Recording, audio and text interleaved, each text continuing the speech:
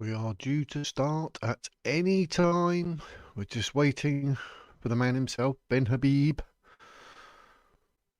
Should be beginning at any point, but if you're tuning in, is it because you think Farage is telling porkies? Is Farage actually going to do what he's saying he's going to do for reform, or is he going to be like the mainstream, fall into line and do what he's told? When this starts, hopefully we'll see completely what the plans are for Advance UK. Ben Habib, as we know, supported by Tommy Robinson and Elon Musk. So it's only be a good thing. Here we are,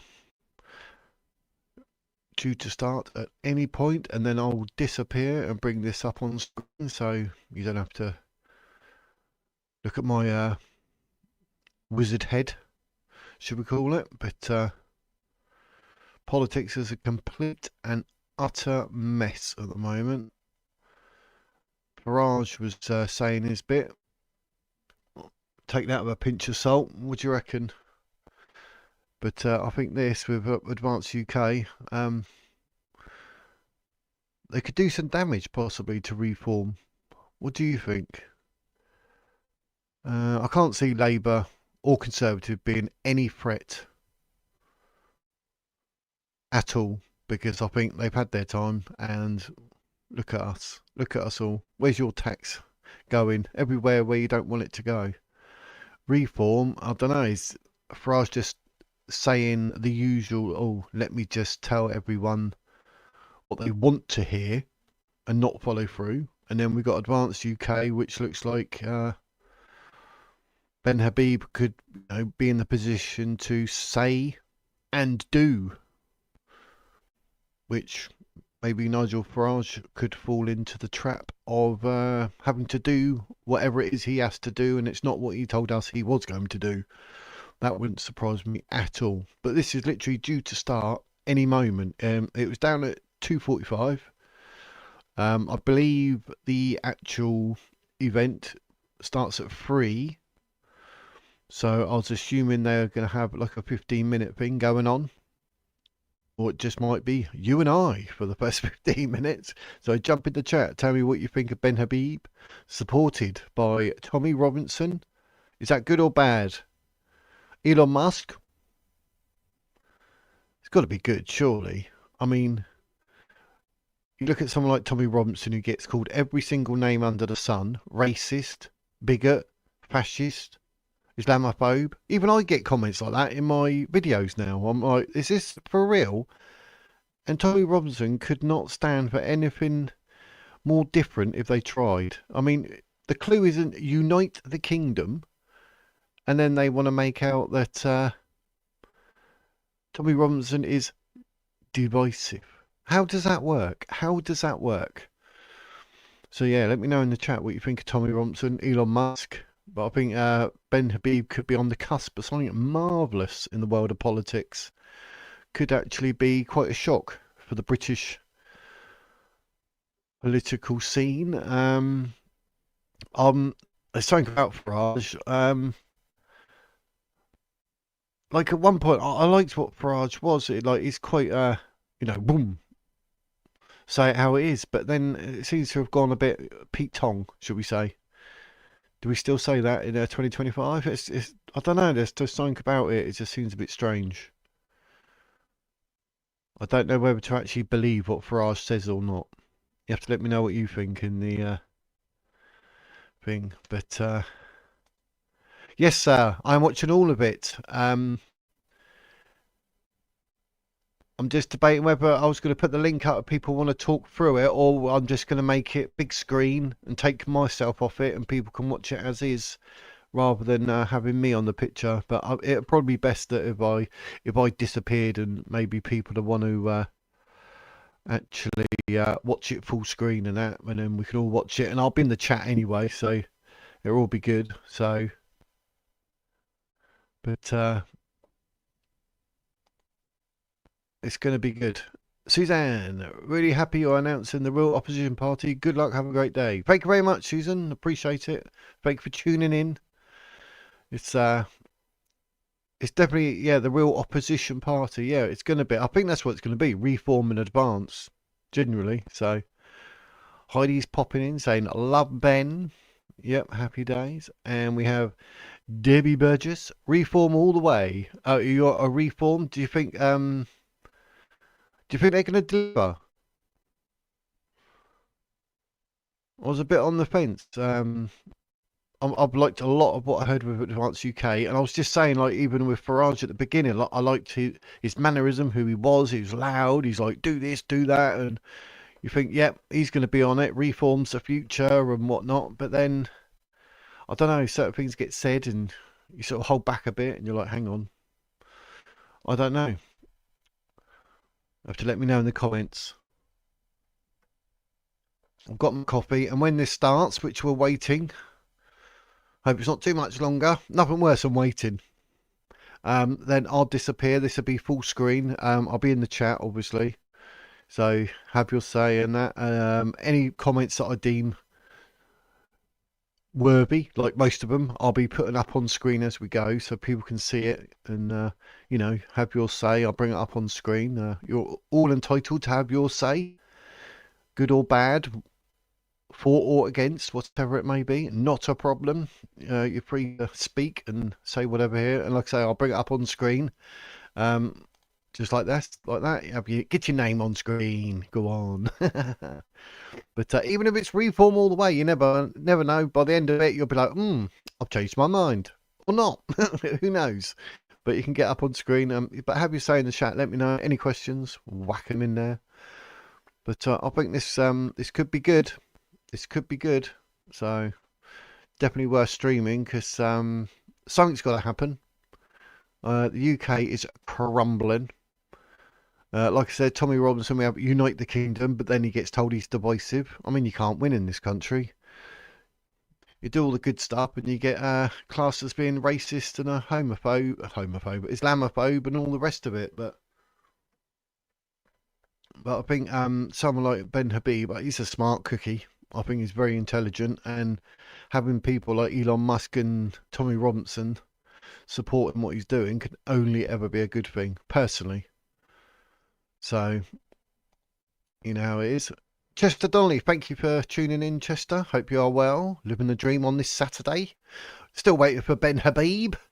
And Chester says, yes, Advance UK is a threat to reform, but that's not how I see it. Reform have been very good since Danny Kruger joined, but it's good if Advance keep the pressure on from the right. Yeah, that Danny Kruger was a bit of a surprise, don't you think? Not heard one bad word about Danny Kruger anywhere from anyone about anything, so that says a lot. But I mean, like you say, keep the pressure on from the far right. Maybe Advance would be the party that would actually ensure reform have to do what they say, or Advance UK would just like wipe the board again and take over. And anything that reform fails in, Advance to be there. A bit like what reform doing like today with Labour. Because Keir Starmer, my word, is that not the biggest shocking change of fortunes in the history of politics, or what? Everybody's, yeah, Labour, we need it. Conservatives, had enough. And here we are, 18 months later. Everybody hates Labour. They hate Keir Starmer. Rachel Reeves is clueless. Shabana Mahmood is doing absolute nothing. But Business Australia, welcome. The Druids Party, Somerset. What's that? A bit of the Stonehenge. But it's going to be, I don't know. It's going to be, it'll be a point, I reckon. It'll be absolutely unpredictable. No one's going to have a clue what's going on. But Advanced UK, there needs to be Advanced UK, because Labour and Conservative, Lib Dems are, who are they? Greens, what's that? So I think, the new sort of Labour Conservative thing would be Advance UK and Reform UK. personally. I hope you all got your copies for this as well. I'm enjoying mine. Danny Kruger is a top Conservative, and you can see he commands respect. Farage looks up to him. Yeah, I'd say that. Yeah, I'd agree. I would definitely agree, mate. Yeah. Danny Kruger, like anyone who's worked with him and that was said, like he's just, I mean, he's a true sort of man's man. He works. He's a Christian. He's nice. So, Jillykins 777. I'll just say Jillykins, otherwise I'll be saying 777. Hi folks. Hope you are well. Thank you for tuning in. Debbie Burge. Habib is a snake, is he? And how well this sort of conclusion, how do you get to that, Debbie? Let me know. Obviously, like I say, I'll still put it up on screen. You can have your view. That's not the problem. Lol. Jiggins. Been called worse. Yeah, me too. Apparently I'm a fascist, I keep saying homophobe, and I'm what? Islamophobe. I've been getting it here, there, and everywhere. So, all because I have certain views, and a bigot. That's a good one. They like to call you a bigot. But without advanced UK reform, would just turn into the Tories. That's the danger, isn't it? Because they were saying when a couple of the Conservatives were flipping and going to reform, they go, oh, reform would be like Conservatives 2.0. And people will see that, and that will destroy reform because you're not going to be anywhere near it. I know I wouldn't, would you? Let me know in the comments. What do you think? Is Tommy Robinson with advance? Yes, and so is Elon Musk. So, yes, Stesmond Hinton, I shall answer that for you, not a problem. GC, voting advance will keep Labour in power. Advance is just not advanced enough. It's new, isn't it? I mean, anything could happen. It's brand new. So, yeah, there's always a danger it could take votes away from reform. And then obviously the balance could end up surprisingly being the way of Labour. But I mean, I can't see anyone voting Labour in the first place now, surely. Oh, yeah, I am waiting to be put in an orange jumpsuit. Oh, why not? Is it that bad? Ben Habib takes any longer. It was 2:45, it said. I thought, right, yeah, we'll go 2:45. I won't have to say anything, and here I am. Here I am, 13 minutes later, having to talk. People don't want to listen to me. They want to listen to Ben Habib. Going harder than reform, going to get you nowhere. Going harder than reform, going to get you nowhere. It's always a possibility. Farage can't tell porkies because it's haram. What is he? Islam now, is he? 0 seats. Would advance shoot the boats? I don't know. I don't think anyone will actually shoot the boats. Yeah, I am outspoken, all in the name of Jesus Christ. Well, that's good then, isn't it? There's nothing wrong with that, Jillykins. Reform won't be good. Oh, yeah. Oh, look, but reform, yeah. I assume you meant reform. Yeah. Yeah, see, like I said, I like Farage to start with back in the day, and I thought, yes, he's quite like me, like blunt to the point, say it the way it is. I like that, but I don't know, it seems strange now. So Advanced UK is actually, I don't know what could happen. I mean, I can't see into the future yet. It might be Wizard, but don't know. That's a loaded question in the poll when you think about it. How can have two parties that want the best for the UK be a problem for each other? Because if you end up like what said a minute ago, Undead Master 666. I can't remember what was my question. Let me just have a look.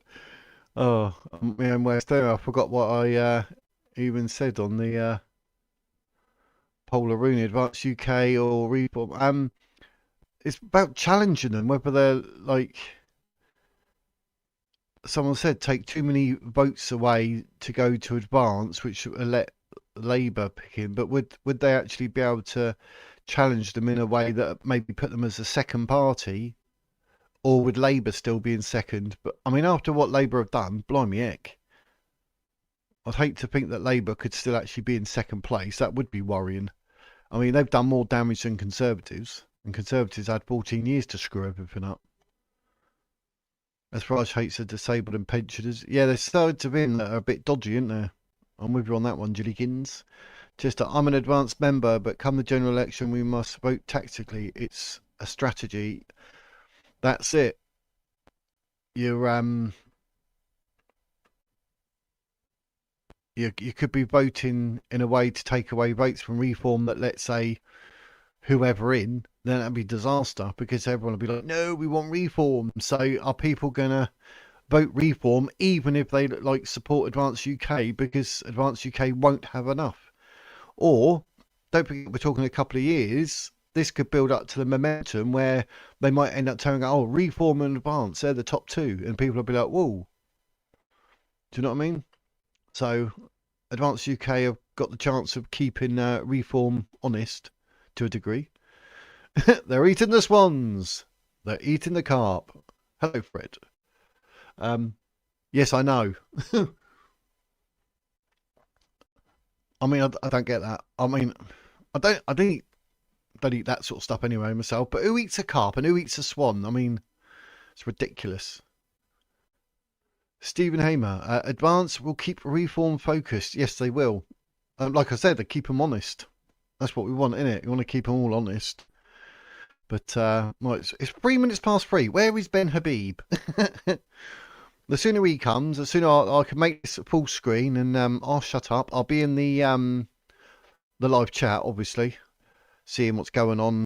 Put any up on screen that need to be put up on screen for people to see and read, and then you won't have to listen to my voice. Reform is capitalist, Tory. New Labour is capitalist, Tory Lib Dems are capitalists, Tory.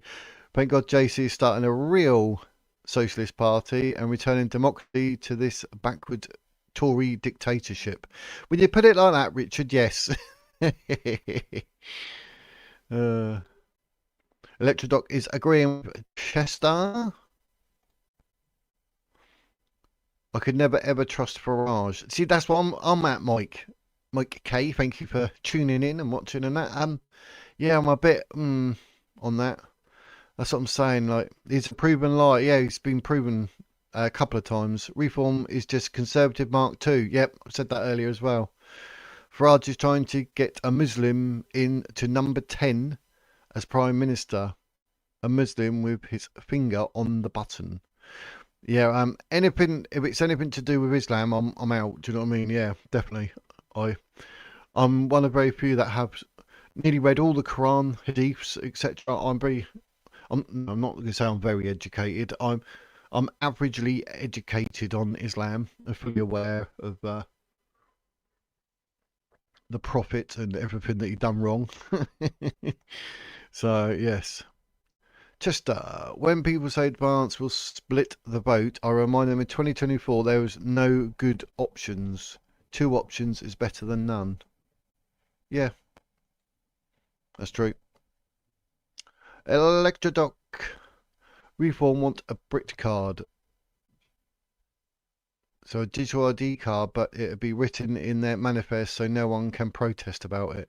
Reform want a Brit card. That's just going to... He came out... Farage came out, didn't he, and said he wants absolutely nothing to do with digital ID. So if they're slightly on the... Yeah, that would annoy me.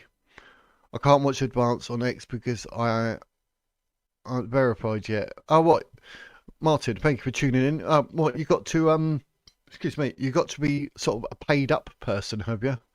Or verified through whatever, but I can't stand X. I tell you, it's awful. My X, the Wizard Words with a Z, I've about like 140 followers or whatever you call them for God knows how long. You get about 10 views on your posts, maybe a couple more, but I find it quite unsocial social media X. But I mean, I use it because I don't know, I support Elon Musk, I suppose, with his free speech. But I did have my last. The official Wizard's Words that didn't have a Z on the end, had the S on the end, like everything else, but got removed. 6,000 followers. I put up one of the hadiths from Islam, and for some reason they took my account, even though they literally had the Islamic religious text there that I was quoting. So that basically, I think X is saying it doesn't like Islam. Is that what it's saying? I mean, why literally have it? It was Sahih al-Bukhari 5134. Said what I wanted, had it, the picture of it there to prove what I'm saying, and then they took my account. Shocking. Free speech. That did annoy me. But since Elon Musk got it, and then I said whatever, I still didn't get it back. So I got a new account. The Wizard's words with a Z on the end, and it's doing rubbish. It's not very social. Anyway, Steve Bailey. Reform are not reform. They are a substitute Conservative Party. The ones who have moved to reform have pushed net zero hoax, climate change con, also mandates for experimental gene therapy. That's what we were saying a minute ago, mate. We're literally saying, like, is it like, Conservative Party 2.0? And yeah, if you're going to start pushing the net zero, because that's not going to bode very well. I mean, the UK is 1.2% maximum of the world's carbon emissions. So if you literally wiped us off the map, going by how much China jumps every year, 2 to 5% more carbon emissions every year, whatever we do, zero. It's making absolute zero difference. So to get to net zero would do nothing. So we don't need wind farms. You don't need solar panels, because that makes you even more reliant on China with the solar panels, because they make them by using a lot of fossil fuels. And then we've got electric cars. The ingredients or products required to make a car battery. Who has a monopoly on about 7 of the different materials to make the battery? China. So it makes you even more like cobalt, etc. They have the mining rights. So it makes us even more reliant on China, who uses fossil fuels. So it makes zero sense. You don't need electric cars either. So yeah. And the climate change, the planet knows what it's doing. It's been here for a couple of billion years, hasn't it? It knows what it's doing. And you will notice, like scientifically speaking, if a certain area of the world gets warmer, another area gets colder. So the planet knows what it's doing. So yes, I agree with you, Steve. Tony Groves, thanks for tuning in. Still waiting for Ben Habib. Look, I'm about to be talking now for 22 minutes. What's he trying to do to me? Totally unscripted. Luckily, people are talking in the chat. Otherwise, I'll be like, still waiting. Where is he? But when he comes up, I will be shutting up, making it full screen so you can watch it, and not have to see my dodgy wizard hair and wizard beard. It'd just be full on Advance on screen. So happy days. I hope Advance can become the opposition and keep reform in check. Yeah, that's what I'm thinking as well, Tony. I will vote tactically, however. Exactly. Not that my vote living in Lambeth has ever counted. Farage is a snake. Yeah, I've had a few people say that about Farage, which is shocking. But every vote counts, mate. Whether you think it does or you think it doesn't, it does. That's my political way of saying it. So, but yeah, voting tactically, I think that's going to be key, because that was mentioned earlier. That you might well be supporting Advance UK, but you might actually vote reform because, like you say, tactics. So I could come up and view with you, Wiz, or I'll have to go when it starts. I was on whether to sort of keep it like that size with us saying our bit, but I don't want to talk over it. I was going to make it full screen, I expect, so people can just watch that without having to listen to me. He was fine when he was in reform. He turned when he had to stand down as deputy. Tried 4 times to win a seat as MP. You have to be an MP to be in Parliament. All he wants to do is destroy a reform. What's that? You talk about Ben.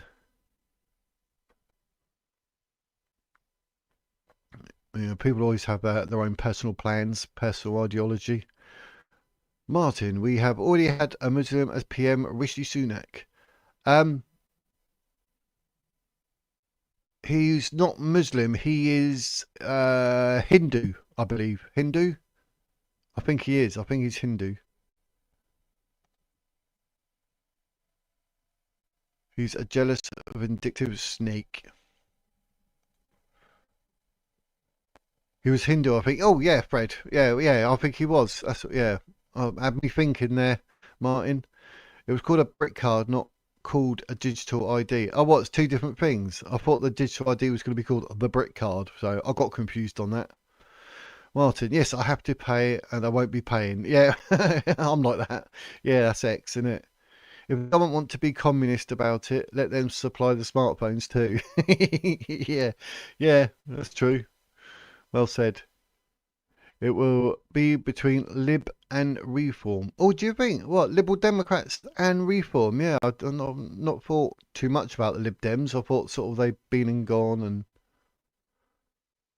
so. But yeah, let's see. Rishi Sunak. What is Rishi Sunak? Rishi Sunak is a practicing Hindu. He became the first UK's first Hindu Prime Minister and has expressed that his Hindu faith provides his strength and purpose. Sunak took his oath of allegiance on the Bhagavad Gita, a sacred Hindu text, and maintains a Hindu shrine in number 10 Downing Street. Yep, so he's definitely Hindu. He's definitely Hindu. I thought I'd check because he said that. So yeah, he's Hindu.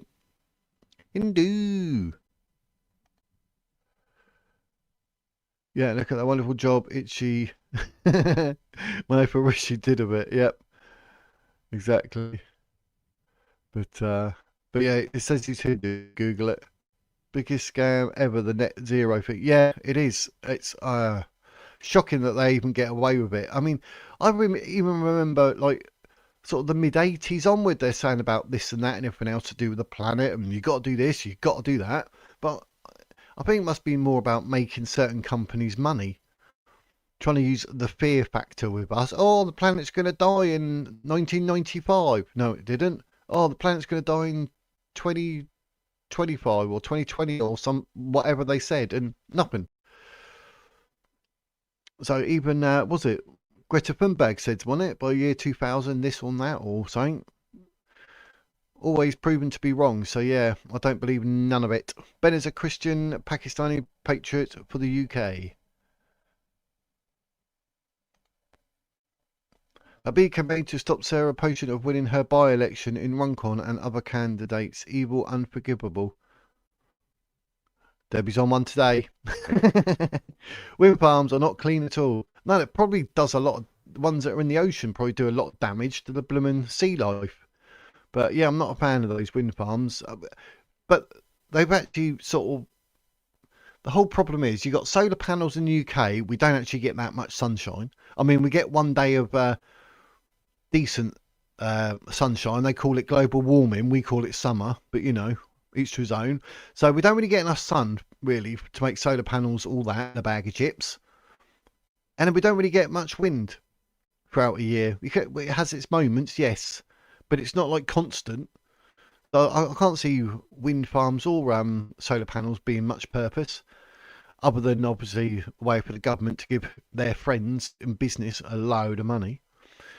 Do you think UKIP and Advance UK will be in some kind of alliance? UKIP and Advance?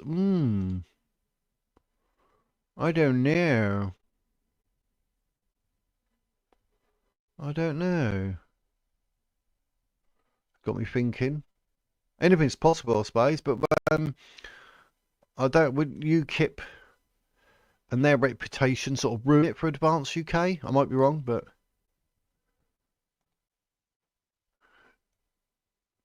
yep, he's definitely Hindu. I just googled it. Ben is not a Christian. He's a compulsive liar. Many politicians have been proven to be liars. Yes.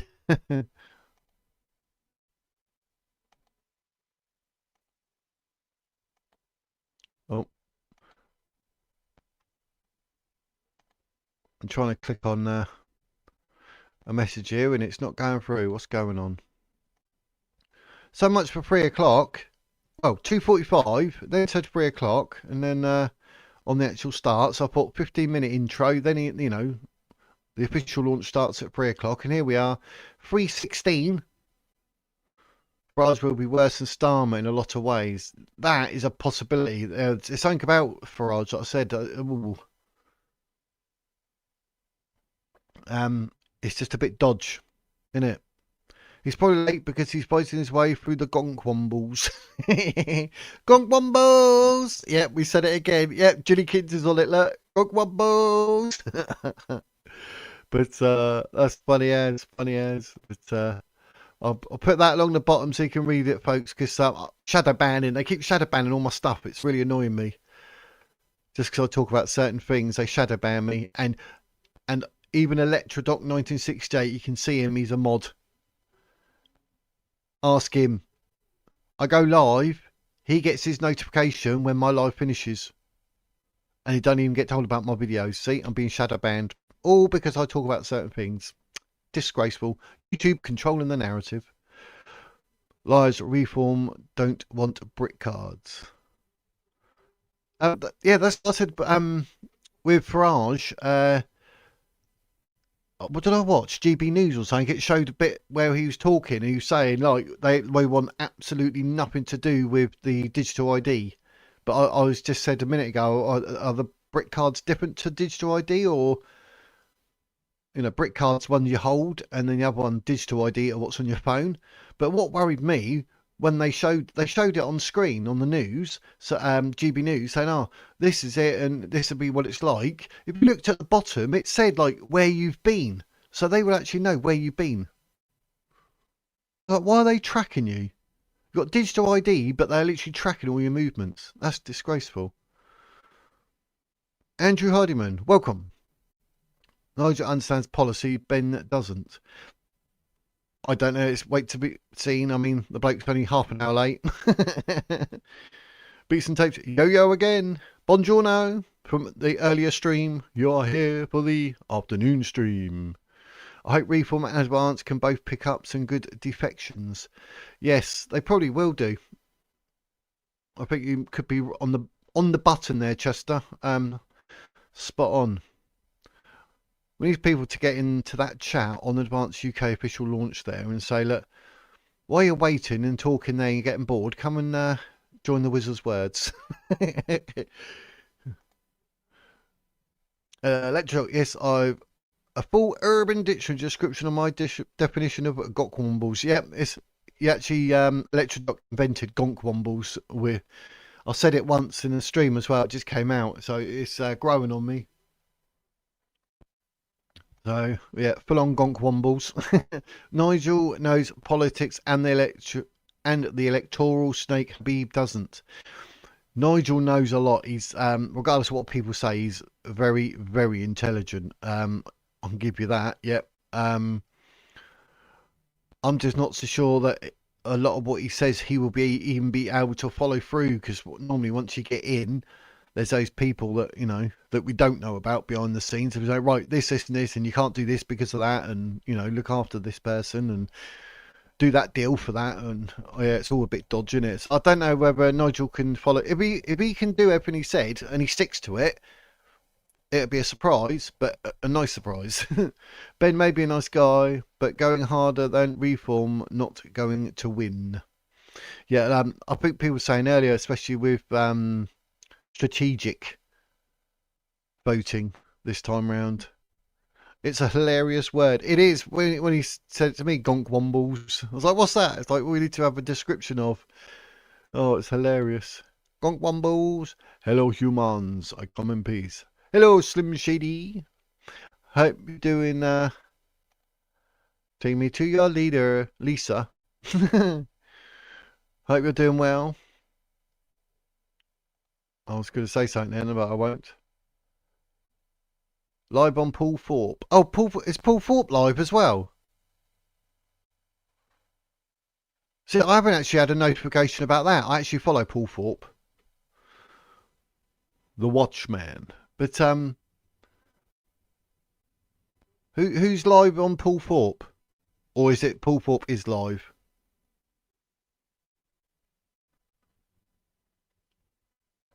The man who called the Orange Emperor. I'll be Trump in it. He's orange. Can't be a Hindu and a Christian. Nope, one or the other. Paid people say Reform are racist. What people think of Ben if he goes harder. Yes, they're there's a fascination about throwing around like being a racist, Islamophobe, a bigot, fascist, misogynist. I mean, it's getting ridiculous, mate. The definition is well matched to the leftists too. A brightly haired, useless head on a stick, only used for litter picking around London suburbs, i.e. Wimbledon. Gonkwomble, that's literally a womble. I like Habib. Yes, a lot of people do, Slim. A lot of people do. I think I'd like him. I've got no reason not to like him at the moment, but I reserve the right to change my mind at any point. Tony. Last Tory over to reform is a member of the Fabians, like Blair, Starmer and half his cabinet. Those BS are everywhere. Worrying. Yeah. It is when you put it like that, mate. Mr. Q. That's it. Split the vote and let all the other parties have a coalition to keep out reform. Well done, guys. Yeah, that's basically it. That's basically it. There is me. The revolution starts here on YouTube. Yes, it does, Lucas. Thank you for joining us. Yep, definitely. It says hello, wizard. Who does? What does? I am the wizard. Someone better not be trying to be a fake wizard on YouTube. I'm the only wizard. I don't have a nickname like Gandalf to then invent the wizard's words on YouTube for it to be stolen. I had it earlier. He is delays due to train delay. Train delays? Train delays?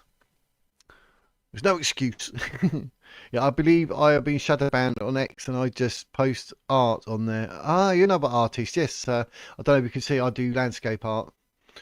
I do, yes, with acrylics. Yes. But I don't really post much on there. But sometimes my video, once they've been up for a bit, I'll post it. But it doesn't really get seen by many, so it sort of puts you up a bit like Facebook. Actually, I made a. I don't use Facebook, but I've got a page for Word that's quite rubbish as well. The unsocial social media. But, you know, maybe it's just me. Maybe I'm just boring. Advance will put Labour and Lib Dems in power again. Yes, Isa. That's sort of what they're saying. They're going to split the vote if people end up voting Advance, but someone else said they need to be strategic and maybe still vote reform this time round, and then Advance can then do what they need to do ready for the next time. So, and Christian text. Oh yeah, can you see that's my New Testament is there. New Testament, and behind that I've got the Quran. Got to learn these things. Debbie is a sycophant who seems quite vocal within comments. I thought YouTube was massive. Seems it's rather small, really. Well, all entitled to our opinions, geese. I mean, you know, when it comes to politics, you've got to allow people to express whatever they wish. If you know, if they like Farage, good. If they don't like Ben Habib, fair play. It's a free country. Well, that's debatable. Mary B14, Advanced UK. Indeed. Zia wants brick cards. Dibby, Ben's dad is a Muslim, a practicing Muslim, so yes, Habib is a Muslim. I have to be careful with that. You've been in the shop too many times today, mate. Who, me? Shop. To the shop, tick-tock, get up, stop. Vote reform, stop the divide, never vote for a Muslim. Timothy Adair. Yes, Tim, that seems to be, you're not the only one to have said that. I think this day and age as well, people being fully aware of the damage and the evils of Islam, that that might, unless he denounces that and then, you know, comes out as a Christian, that could well be a major stumbling block, possibly. It's better than the word muggle. Muggle. I'm in a bit of a muggle. Gary R. Thank you, Gary. No, the card he showed on GB News was a sample, the one from the Blair date. Yeah, remember that. The new one is just called the card, but will be on phones. The digital card. Yeah, yeah, that's right, because they showed one, didn't they? Sarah something, wasn't it? Um, Sarah Anon or so. It had a weird name, didn't it? Because it was a sample card, but yeah. And there was a woman who said she had the card from 2006 was the first time it come round. She had to pay like £30 for it, and she was for the cards, which I don't get. I don't get why anyone would be for any type of digital ID, but I don't like the fact that on the bottom of the picture, like I said, it said like where you've been. Like, what do you mean where you've been? Why do you need to know where I'm been? I've got ID card. It needs to know where I've been. That seems a bit dodge. Beats and tapes. Yeah. Ben Habib has the support of Tommy Robinson and Elon Musk. Correct. Yes, I said that at the beginning. Said I posted your name in the Habib chat. Watch it scrolling past. Have you? Are you actually in there? Oh yeah. Hashtag the wizard's words. Yeah, I saw it orange. Yeah, I see it. Whee, I see it. Going orange. Someone said, I think Jillykin said about being an orange. I am literally in orange on the Habib chat. And what does the brick card do on the back end? Same as a digital ID, is the source code open source? I have no idea. But out of the 4 examples that Keir Starmer has shown for digital IDs, 3 have been hacked. Yep, 3. 3 have been hacked. Advance, launch. Yeah, they want to hurry up. Here we are, 3:30. So, if any of you in the chat want to come up while we're waiting, obviously if it starts going, then I'm just going to have to like boot us both off and let Advance sort of take over and fill the screen. But if any of you in the chat actually want to come up and have your say, let me know and I can post a link. My concern is how is going to be with those who are disabled. Who's that, Farage or Habib?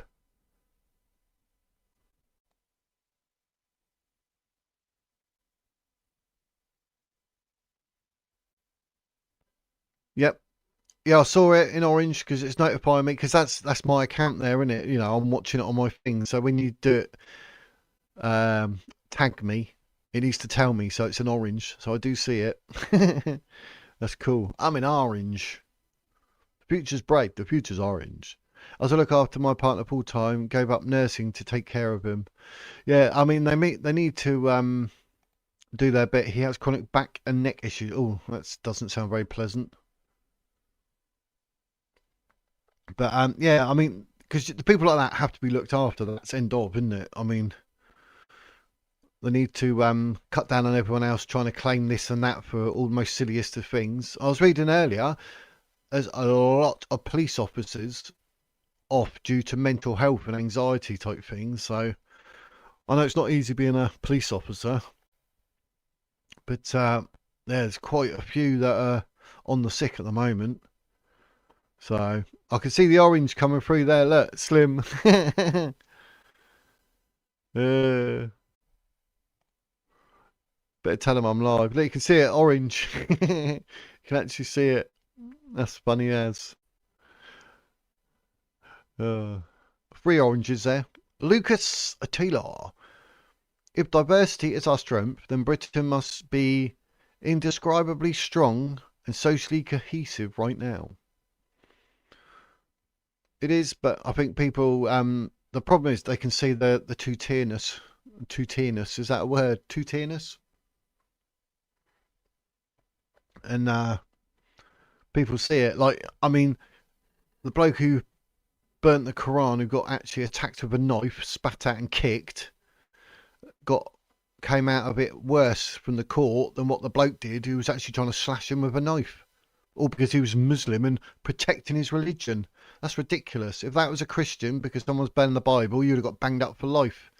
They'd be like, oh, he's got a knife, that's 5 years. Do you know what I mean? Definitely 2-tier. Vote for Ben. Adobe Ben Habib is our only hope. It says Connor McCaffrey. Thank you, Connor.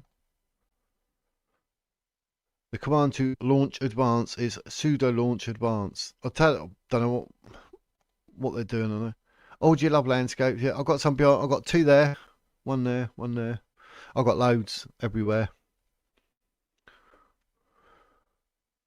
It's good for our mental health. Well, I've been posting in the Habib chat. Look, yeah, I know. I can see it actually here. I've got, as you can see, what I'm seeing on screen.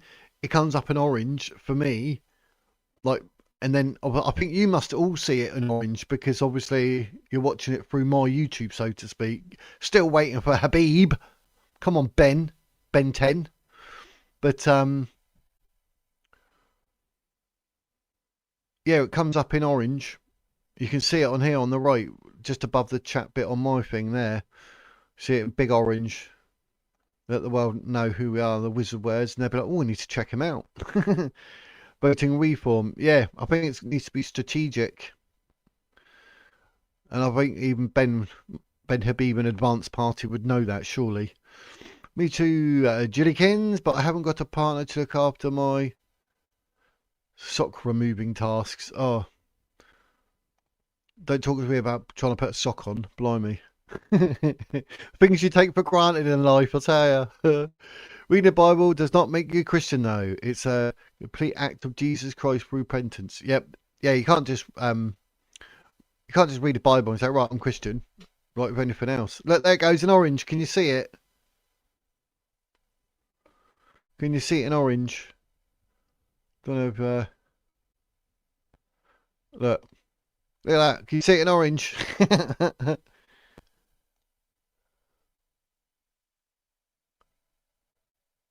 I'll put it back. I don't want to miss it.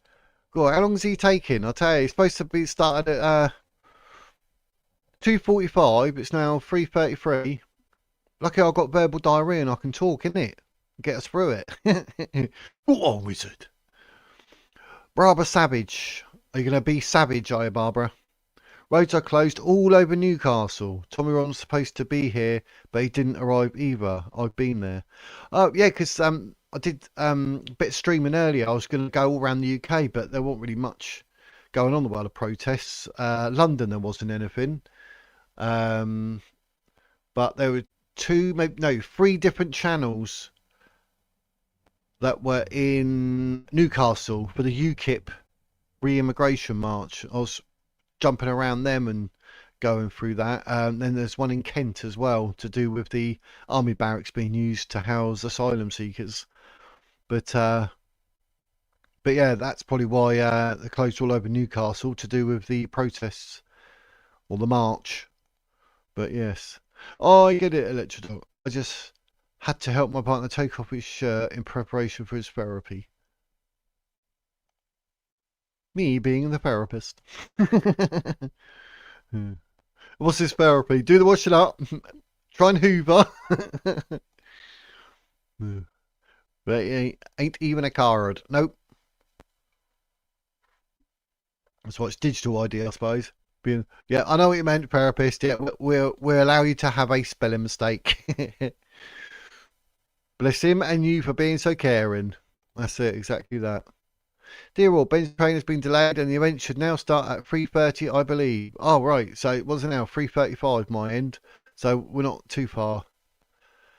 So you won't have to listen to my voice too much longer.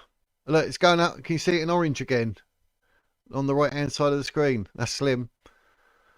You put the Wizard's Words is live, waiting for this. Go chat there. All by God's grace. Yep. Well said, Julie. I was meaning that I will put in an orange jumpsuit by the gangs here because I am a Christian. Not good. Won't be long before Christians will need to hide their Bibles. Oh yeah. You know I do. Ben. We all know Farage hates the disabled. Yeah, that's not it's not a good look, is it? I mean, blimey. No one said life's going to be easy, but being disabled as well, and then like people to give you the impression that they don't like you as well. I mean, it must be awful. It's just wrong. So things like that. Then Farage like made his bed, he's going to lie in it. People will turn on him.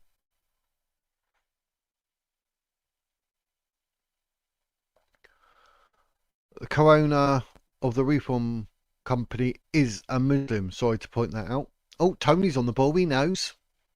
I didn't know that, mate. Honestly, I did not know. Paul Pop is live in there right now, but no sound. Oh, he's in there. Oh, is he? Ah, right, okay. Yeah, he gets around a bit. So he must have travelled then, because did he not move to Spain the last I saw? If you're sensitive, don't join the police force. Yep, I was going to join the police force. I'm glad I never.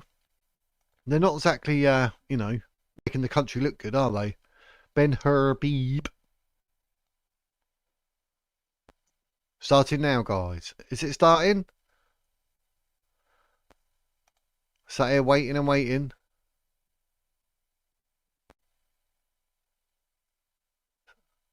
I was saying Paul Thorpe on YouTube.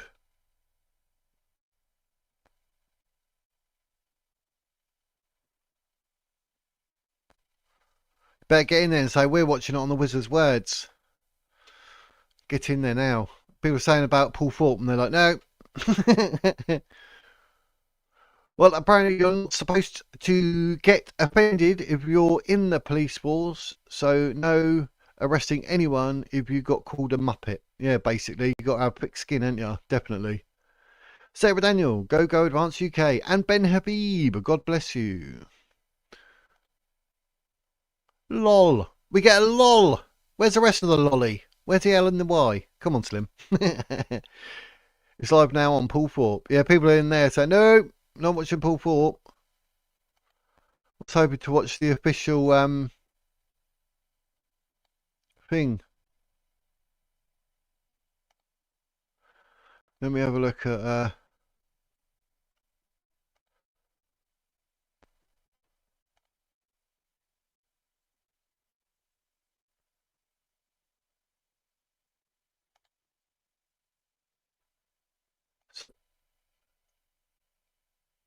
right, that's...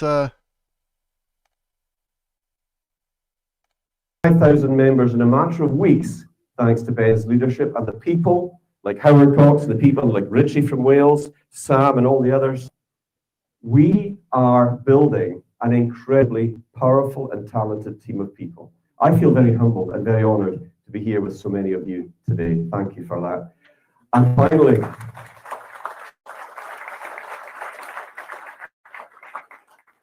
I would just say to my fellow speakers up on the stage, you're going to hear some great speeches. They're keeping the best for last, of course, Ben. And we didn't want to start without you. But I just want to say thank you. This is a new battle of Britain that is about to take place. Don't underestimate the power, the tenacity of what we're up against. The globalists and their Brit cards and their digital ID and their central bank digital currencies, we are going to resist it every step of the way.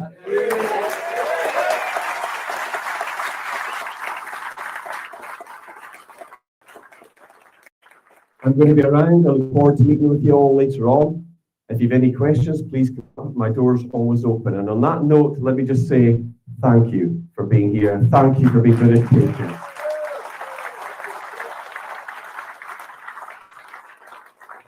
And thank you to the lovely Floss.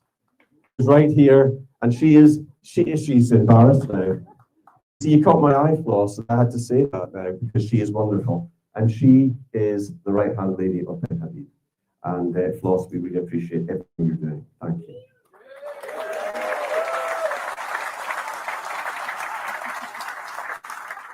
And on that note, I'm going to hand over to Sam. Sam, great to see you. You're up next. No pressure. Thank you, Jim.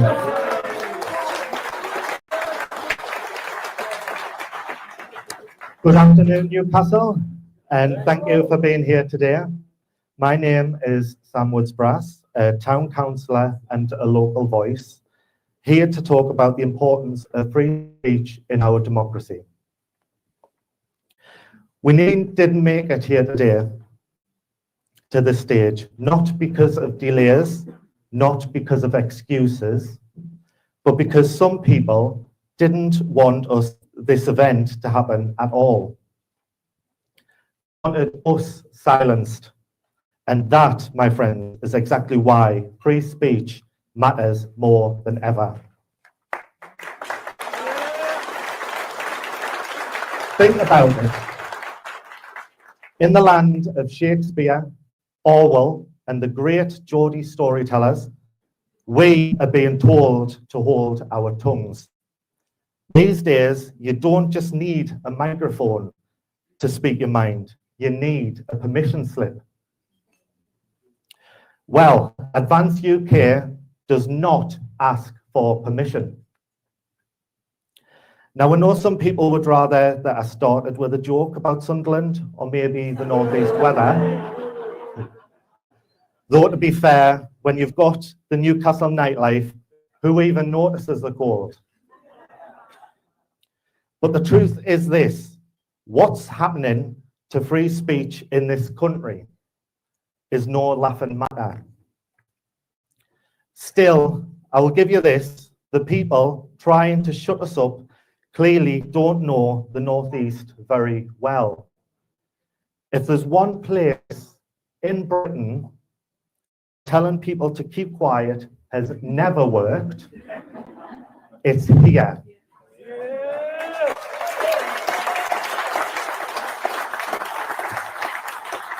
Free speech isn't an optional extra in our democracy.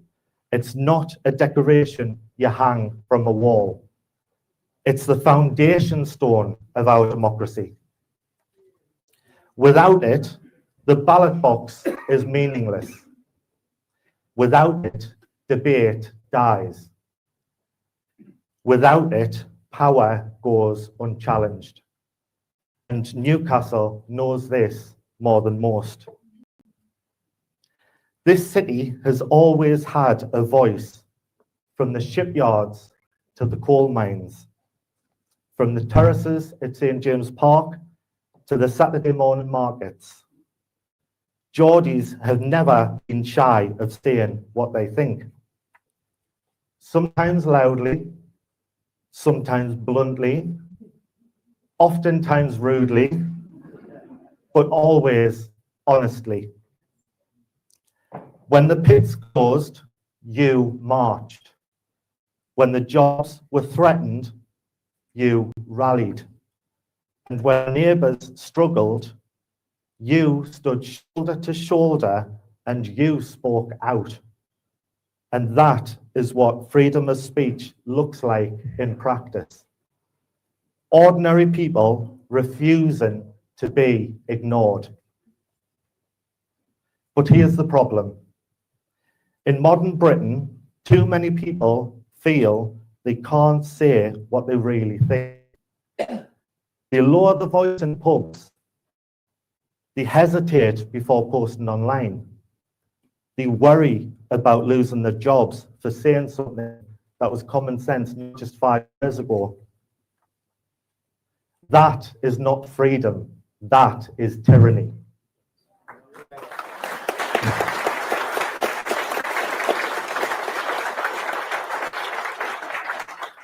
And the tragedy is, the people pushing this culture of silence claim to be standard for tolerance. But real tolerance isn't about silencing people that you disagree. It's about listening to them, arguing with them, and sometimes laughing at them, and moving on together. If your ideas can't survive debate, then they don't deserve to win.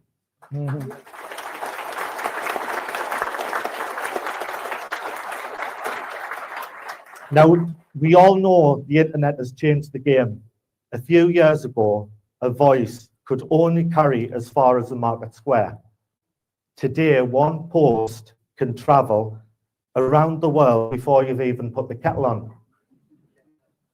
That is an amazing opportunity, but also great danger. We've seen lies spreading faster than the truth. We've seen many people cancelled overnight for a single comment. We've seen many ordinary men and women jailed for flippant comments made online. In Westminster, the media, and the boardrooms, it often feels like the voices of the ordinary people no longer count. But the answer is not silence. The answer is not censorship.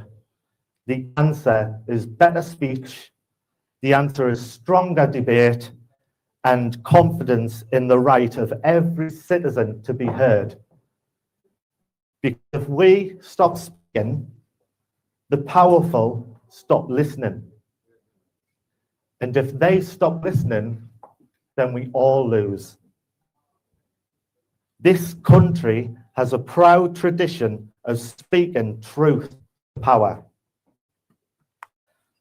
From Magna Carta, the Chartists, from suffragettes to Brexit, Britain has always been at its best when ordinary people stood up and they said, "You will hear us."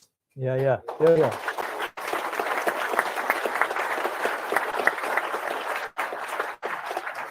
And the Northeast has always been on the front line of that fight. That is why patriotism is not just waving the flag. Patriotism is defending the values that that flag stands for. And freedom of speech is one of those values. It protects not just the loud and the confident, but it gives dignity to every citizen. The power to say, "I am here, I matter, and my words count."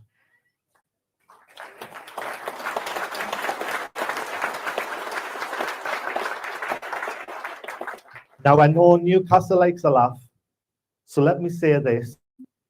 Free speech means you can shout in the Gallagher end. It means you can joke about Sunderland, carefully though. And if you value your safety, because I am a Mackem after all. It means you can stand here today and disagree with me, if you like. That is the beauty of it. Free speech doesn't just protect the people you agree with, it protects everyone. So here's the challenge that I'll leave you with today. How will you use your voice?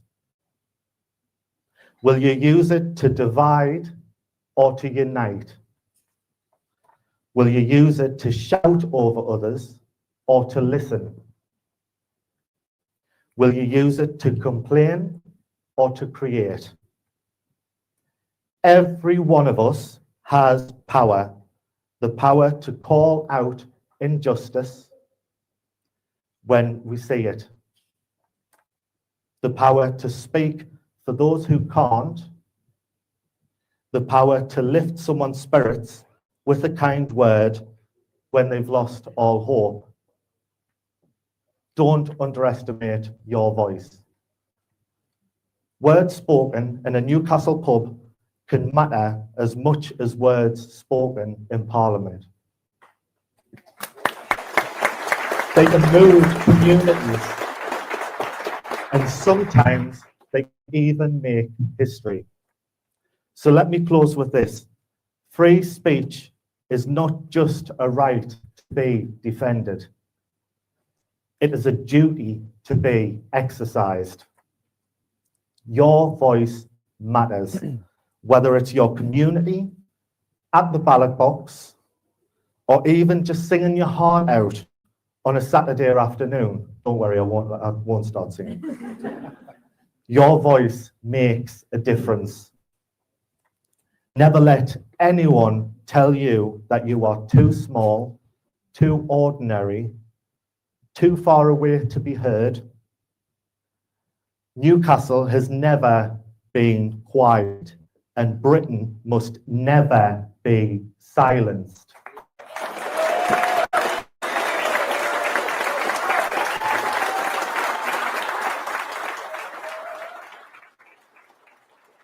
So let's cherish free speech. Let's defend it. And above all, let's use it. Thank you.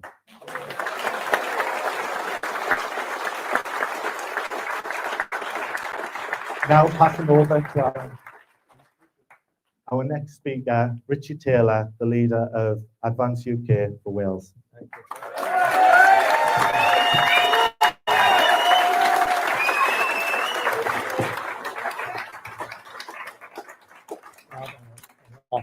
Well, good afternoon, everybody. It's an absolute pleasure to be here. And first of all, what I'd like to do is thank Nick, Floss, and all the team that managed to put this together at the last minute. Show your huge appreciation for the efforts.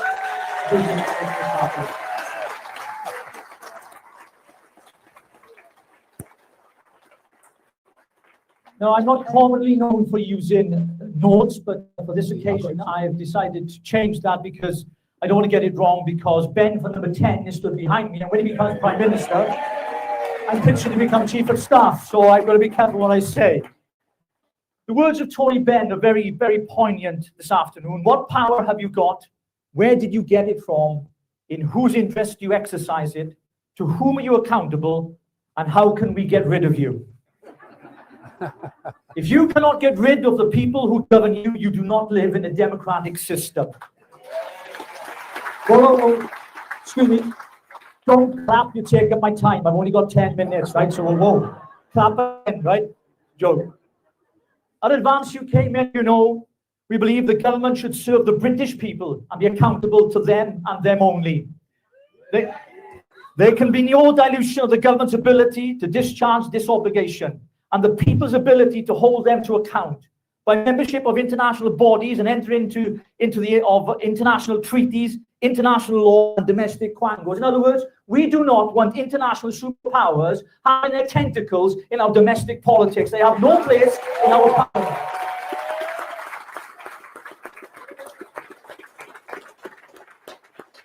Our parliament exists to serve the interests of the British people, not foreign nationals.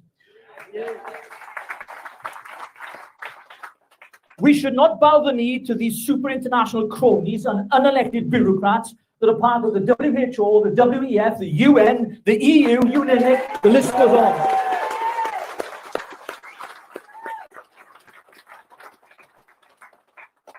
Democracy only works truly when the elected are truthful, honest, and act with integrity on the promises they make in their manifesto. Sadly, we have seen the decline within Great Britain and Northern Ireland of people's democratic rights being removed from them by people who have acted as tyrants, dictators, and have ignored the plight of this great country. We promise at Advance UK that we will act with integrity, authenticity, and transparency. We will always put British nationals first, regardless of the cost. We will end our ties with all these international bodies because our democracy depends upon it. Ladies and gentlemen, people are tired, angry, and disillusioned by this current government and previous governments. And I believe it's time for change. And that change will only happen when you have a party who has the political will to make the big decisions to become sovereign in all of its parts. As we've seen, the exponential growth of Advance UK, you are part of that growth as well. Every single one of you has contributed to making this happen here today. So thank you. Give yourself one huge round of applause.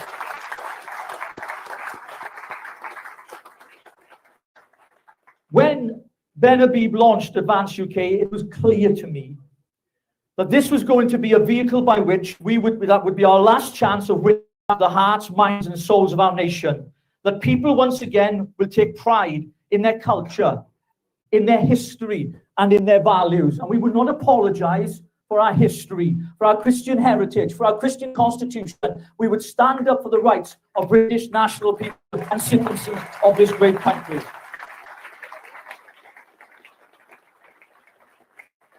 Here this afternoon, colleagues, friends, members, guests,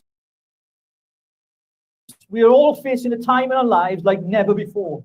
We are living in unprecedented times of national security. We've seen democracy threatened as we've allowed the borders to remain open, a policy that has allowed so many people from countries, undocumented males, coming into our country that has changed the demographics of our nation completely. And let's be quite frank about this, we never got Brexit done.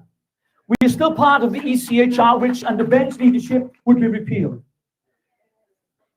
This is not a time to play party politics. This is a time to stand up, to speak, and to stand out. And that is why Advance UK was launched by Ben Habib to create an alternative, not just to the Uniparty, but to all the parties, to those that would argue, well, we're split in the vote.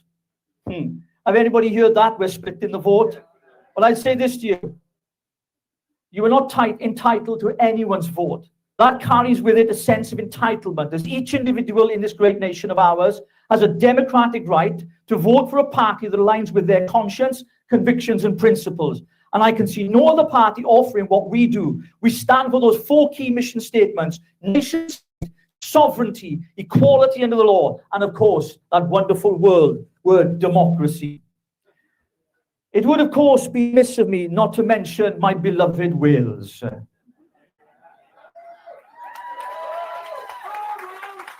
And don't worry, I'm not going to start singing the Welsh national anthem. In siarad Cymraeg as well, I love the language. But Wales is part of the Union, and that should always be the case. Scotland, Northern Ireland, Wales, and England together for a greater United Kingdom. I can make you one promise. I will do everything I can alongside my colleagues and friends to ensure that we will fulfill the mission of Advance UK, and we will deliver for the British people. No more slogans, no more fancy words or fancy politicians, no more political footballing, but we will deliver for the British people. We will deliver for the people of this great nation. We will deliver for the people of Wales, Scotland, Northern Ireland, and of course, wonderful Newcastle. I meant England.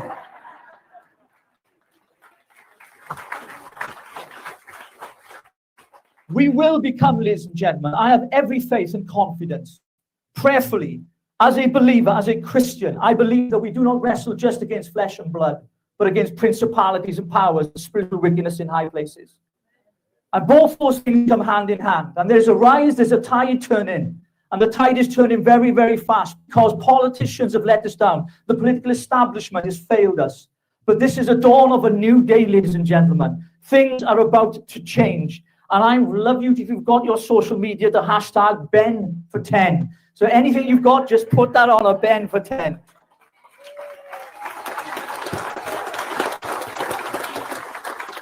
I think I coined that phrase back in 2016 when I first interviewed you, didn't I? I think, yes, when you were the deputy leader of some strange party back then, Ben, yeah. But in closing, ladies and gentlemen, I, like many of you, realize that this might be our last chance to save our nation from ideologies and doctrines that have invaded our culture and our country. And the hearts and minds of people, to the extent that they've attempted to cancel us, and as we've seen more recently, even murder those who have a different opinion. And may God rest Charlie Kirk's soul in peace.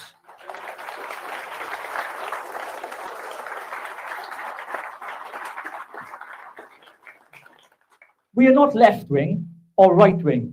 We're either right or we're wrong. That argument doesn't wash anymore. It was created by the political elites to divide us. But we will not be divided, because together we're stronger, and our future is stronger as we advance together. Ladies and gentlemen, and yes, I said ladies and gentlemen.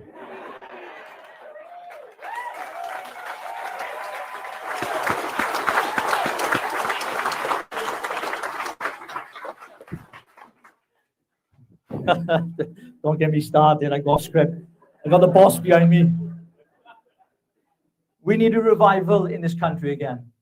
We need to restore the greatness of it once was, our culture and our history that has been eroded by doctrines and ideologies that have come across the English Channel.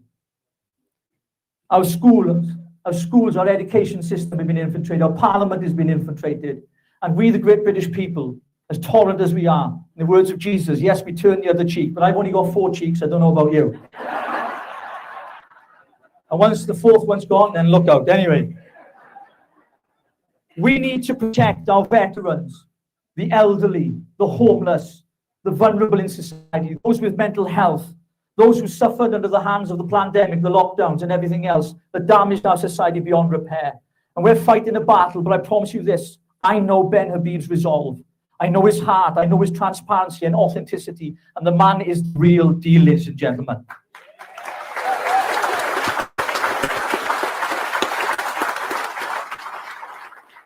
when people are being silenced, when people are being cancelled, and when people are being told not to speak out for the fear of being arrested, this is not the country I want my children and their children to grow up in. It's because I believe in the freedom of speech, the freedom of choice, the freedom of thought. I also believe in a democratic society that every British citizen should have the right to exercise their democratic right to speak freely without fear or favour. We will do away with the two-tier policing and the two-tier justice system in this country.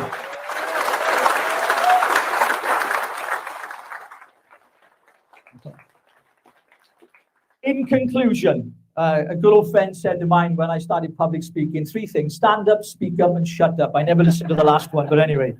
In conclusion, we will not be silenced. We will not be pushed into a corner, as Sam has pointed out, and told to be quiet. We will not allow those that would seek to silence us to succeed. We will continue with every fibre of our being to fight, fight, fight. I think Donald Trump said the same thing, didn't he?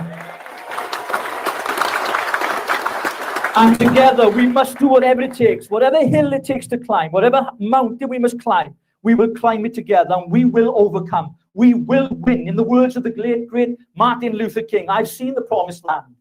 I've been over the mountain. I may not get there with you, but we will get there in the end. We will overcome. We will be strong. We will be steadfast. We will be diligent. We will be transparent, authentic, and we will be truthful with the great British public. The days of the old way of doing politics is over. This is the dawn of a new day. The lions are roaring. The dragon is breathing its fire. We will raise our flags high with pride. Welcome to Advance UK.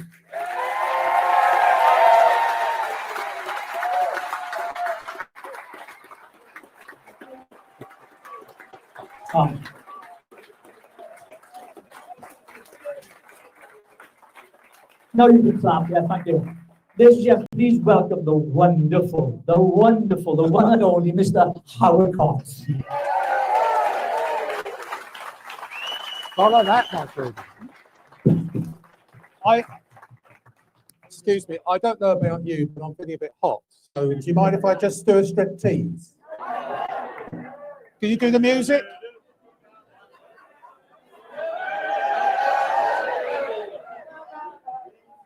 Oh dear, just take that.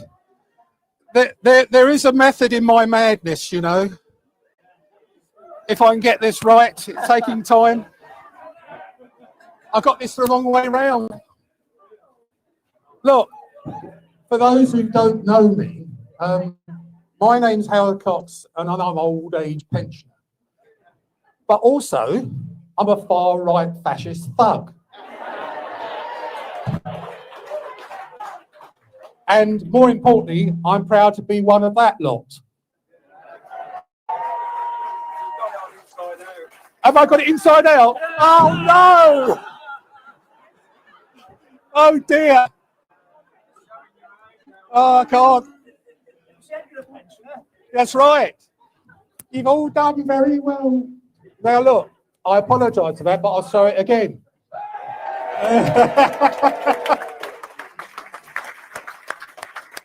On a serious note, following Richard's passion there, that was a phenomenal speech. Can we have another round of applause for that?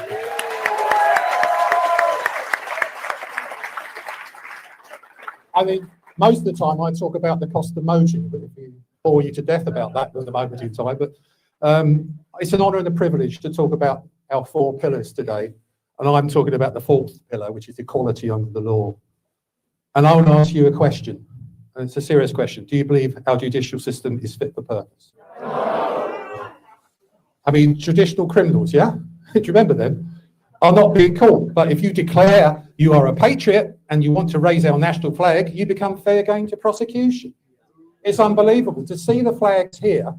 I'm not joking. I put a flag outside my house only about 3 or 4 days ago. It's a simple Union flag. And I put it up. It's about 3 foot by 2 foot. And someone walked past, and she was is about 50. She had a tweed coat on, and you know where I'm going. And she came up to me and said, why have you put that up there? I said, well, I'm proud to be British, and I want to make sure that a certain person in number 10 understands I'm not a far right flag, I'm just a pure patriot. And she said to me, Well, I'm offended by that flag. Can you believe that? And it's happening right across the country in certain areas, certainly Labour authorities especially. We see Palestine flags everywhere, but not British flags. National flags, and right across. And I'm going to put the St George's flag up tomorrow. I'm going to put and join it up with them. Because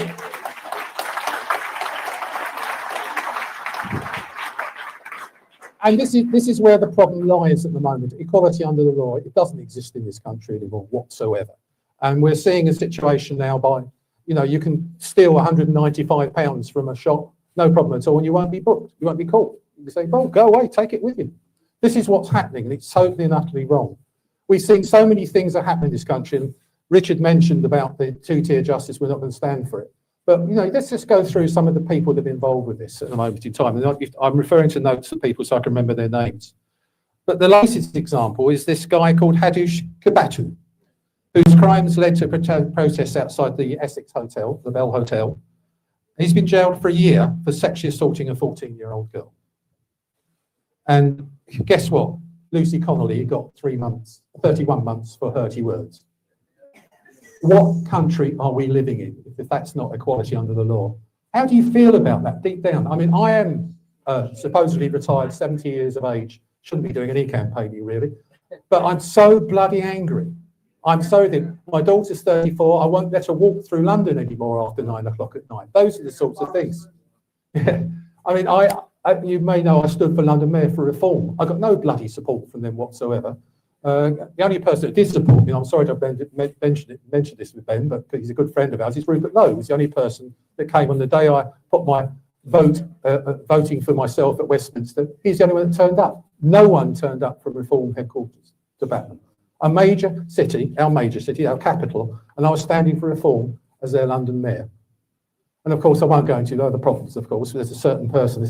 I've never hated anyone in my life, but I hate two now.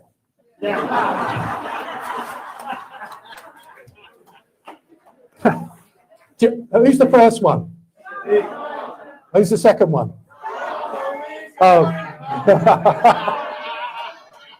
Well, actually, I'm sorry, I don't swear, but I know Ben does.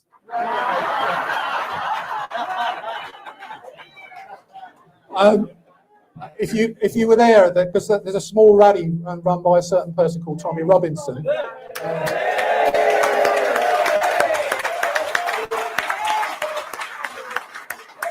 And as you know, and I'm just reading for the BBC, there was only 75 people there. And we right across it echoed, obviously, Tommy, that's lovely, that's one thing I heard it started earlier.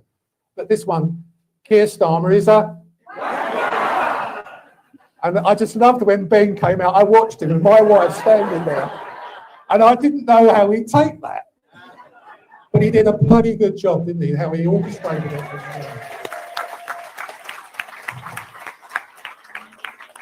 But he didn't stop there, did he? Have you seen a certain podcast recently? What is it? What's the word? Well, he says I think he said dickhead. Who's that about, Ben? That was your favourite. Yes, look, study calm. Anyway, the point is, this is a very simple point. We're getting a situation, and I analysed before this event today, 11 sentencing examples across the UK in the last year of sexual and violent crimes against children. The average sentence, bear in mind this is 11 crimes, 11 so-called found guilty. The average sentence was 15 months. Okay? The maximum was 4 years, and 3 were released on licence. I sat there in amazement when I was going through this, preparing to tell you about this. Again, what is happening to our country? What is happening with our judiciary system? And then we go down, we've got Lucy Connolly, and, we got that situation in Epsom where this judiciary is used by the government. Epsom Council tried to remove those alleged asylum seekers. They're migrants, they're illegal migrants to me, they're nothing. And they're all young men, as you know, and all laughing out the window at everyone else. The Epsom Council tried to get rid of them, and they won. And then guess what happened? The government took the Supreme Court, and 3 guys sat there, all members of the Fabian Society, and are all sitting there saying, no, that was wrong, you can't do that. So this is what's so wrong with our government. They're willing to use every conceivable aspect of the left-wing judiciary system to get their own way. And then we got, which is very sad to me, is, you remember Mr. Lynch? He was called a rioter by the Independent. 2 years, 8 months by a judge at Sheffield Crown Court who heard how he was at the front of a mob that gathered outside the Holiday Inn Express at Manvers in Rotherham on August the 4th, shouting scum and child killers at police. As you know, he committed suicide. This is the sort of thing we're up against. He was given 2 years and 8 months for basically hurty words again. And then we come on to a certain person called Tommy Robinson. We come on to him. I left Reform. I'm a bit like with Rupert Lowe and with Ben behind me, and a lot of other people, a lot of people in this room. Hands up those who've left Reform. Oh, aren't you lovely? I want to come and kiss and cuddle you. But I was told under no uncertain circumstances by Rick Rice and backed up by Nigel Farage, I continue to back and support Tommy Robinson. I will be expelled from the party. I've just stood for them, London Mayor, and I've just stood down in Dover and came second. I knocked the Tories into 3rd place. I got 24% of the vote in 3.5 weeks. There's a lot of good people here, a lot of other people who stood and came second. We did very well in that respect, Reform. You think they show some sort of respect for me? And then there was this guy that came on board, you know, paid £200,000 for the privilege, called Zia Youssef. And he didn't even come and speak to me. And I just found it staggering. I kept quiet. I was, you know, not being too upset about it. But then I was asked by Dan Wootton on the Dan Wootton show, what do I think of Tommy Robinson? And at that point, I didn't know much about Tommy. All I knew was what he'd done, the great thing about alerting us to the problem of child rape gangs by ethnic groups across the country, particularly Pakistan.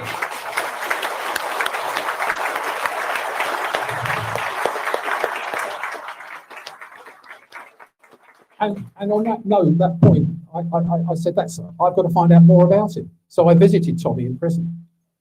And I spent 2 hours with that man. And we talked about two-tier justice. We talked about, you know, equality under the law, all these sorts of things that we're really up problems that he's been talking about for decades, that man. And I was inspired by him. For 2 hours, he spoke for 1 hour and 55 minutes. And I promise you, and I've become friends with him, and you know, we're working behind the scenes at bits and pieces. And it was great, Tommy, inviting Ben to talk last week at the United Kingdom.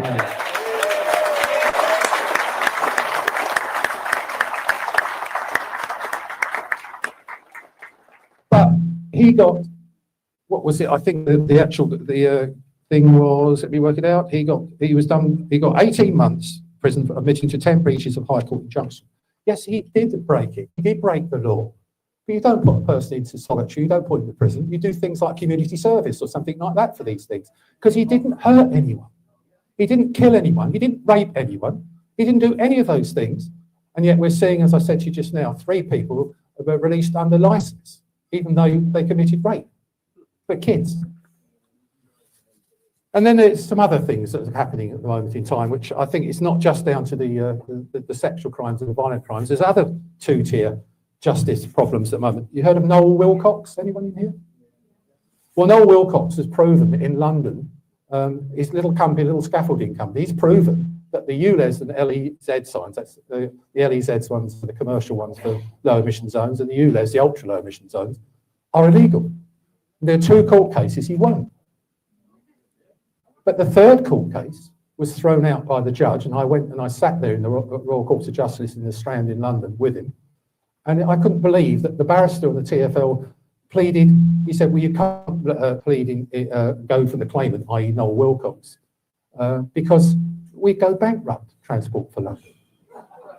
And worse still, a lot of people would die because we don't know, because ULEZ wouldn't be operating because of the terrible bad air quality. And the judge listened to that. It was irrelevant. The signs are illegal, and still that pathological liar that sits in London Assembly called Sadiq Khan is taking money from motorists under false pretences.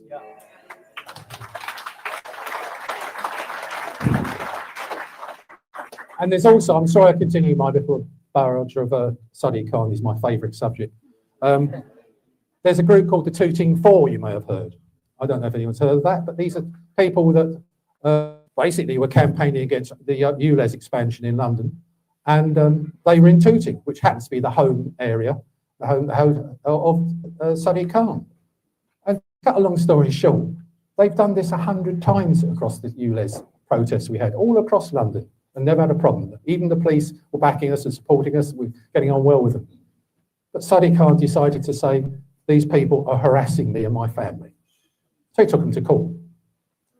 And Sadiq Khan won. But we all fought for them, and then they went to appeal. And they realised that he wouldn't get appeal, win the appeal. So they dropped the case. So they're exonerated. But the point I'm trying to get across is I watched 6 policemen give evidence, all with different stories of what happened on that day. Totally different about how far they're away from Sadiq Khan's house, ranged from something like 15 metres to 150 metres. And the fact they were violent. They were not at all. I was there. They didn't do that. But this is the 2-tier problem we got. And the moment the judiciary is not working for us. And the other one, which I'm nearly finished, is cuts to legal aid in the UK have created a financial 2-tier system where access to justice depends on the person's ability to pay. How can that be fair? And then we're in a situation where, those without means are often left with insufficient legal representation, which could disproportionately impact vulnerable people and increase the risk of miscarriages of justice. And there we go. This is the problem. And I'm going to say once and for all, I hope you don't mind me saying this, Ben, but Advance UK will ensure independence, fairness, and that no political influence will be at the heart of our justice system.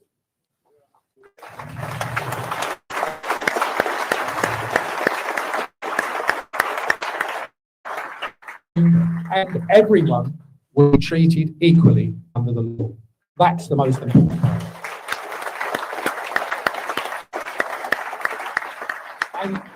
And I hope when we do get into power, we sit there and talk about the sentencing, that the sentencing must be based on the severity of the crime and how badly the victims have been impacted, not if they've simply been offended. And I was sort of ending now. I can go on forever, as you've probably gathered. But above all, catching criminals will be made a priority for the police again, and the freedom of speech should be the free of prosecution, totally free of prosecution. So I'll thank you for that's my bit over and done with. I'm now going to introduce you to, you probably noticed, a beautiful woman on this page called Kendall Harper-Reyes, who is going to talk about her age group and why Advance UK is an attractive position. She's been involved in junior parliament, etc., bits and pieces. To read her biopic on here, but I'm looking forward to listening to this person because it's great to hear. You've heard from a 70-year-old, you're now going to hear from a 17-year-old. Thank you.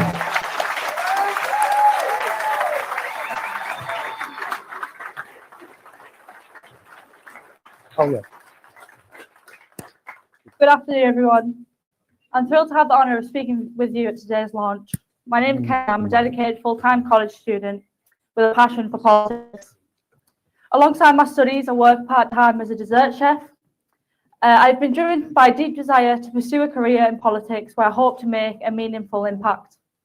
The first step I ever took into this was being a part of a youth-led movement, working alongside the local council to make the area a better place for the community. My part included volunteering at events, fundraising, and running social media accounts.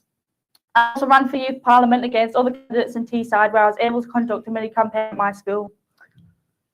I first became passionate about politics when I was 14 years old, and in secondary school we had mandatory lessons called PSHE, which stands for Personal, Social, Health and Economic, which I assumed would teach us important life skills.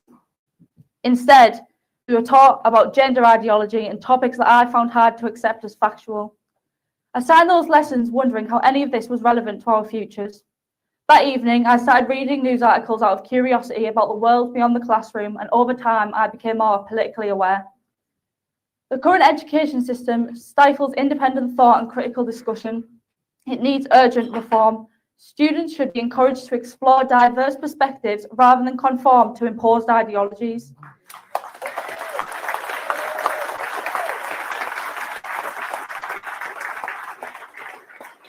Change to the education system is essential to foster an environment where facts and open dialogue can thrive, preparing individuals for a rational and informed future.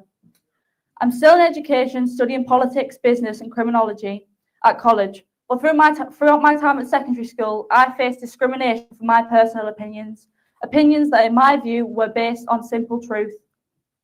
For instance, I stated that a man was a man and a woman was a woman, and no science in the world could ever change that.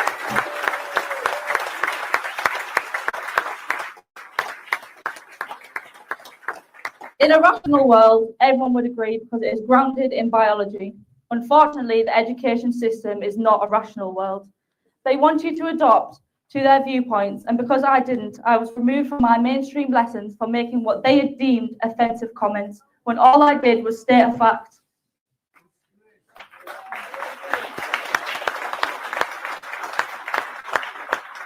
I was told if I didn't call a woman a man, my access to the toilet at school would be denied.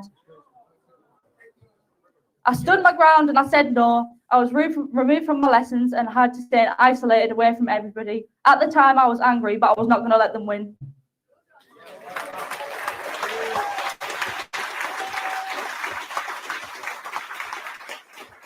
A teacher involved in this situation took offence to my statement and began speaking about me to other students and teachers.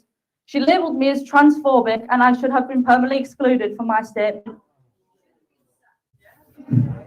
Fortunately, two of my friends were present and told me what they had heard. I wrote a formal complaint and the outcome was that the teacher wasn't going to cover my lessons anymore and I wouldn't be branded that way again. I didn't even get an apology.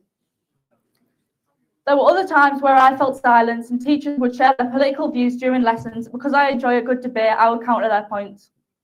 But when I tried to express my opinions, I was told I wasn't allowed to speak and often shut down. With authority, teachers boldly claim their political stance while teaching lessons, only to deny me the right to counter and give a fair balance of view. To me, that is an impediment on my freedom of speech.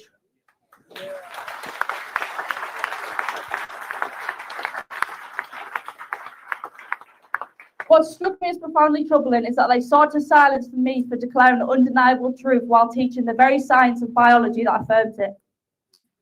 The purpose of education is to gain knowledge and form independent opinions, yet often felt like the only opinions they wanted us to adopt was their own.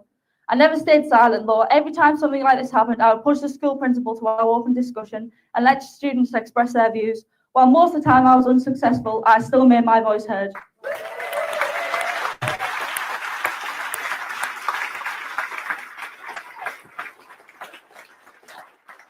At the time, no one listened. I tried to voice my opinions on social media, but they were immediately getting taken down. Without Elon Musk, the silent majority would not have a voice.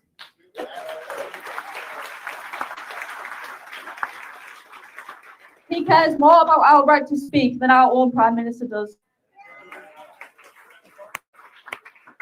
I live in the Northeast and I've lived here all my life, and the declines of our towns are astonishing. A single stroll through Middlesbrough town centre reveals rubbish littering the streets, disruptive individuals and graffiti defacing every surface, and shops left in a state of despair. I recall my childhood days where the decline wasn't so blight. Even my parents consistently remark on how vastly different it is from their youth, and I think our towns have the potential to be safe were it not for uncaring individuals running our councils.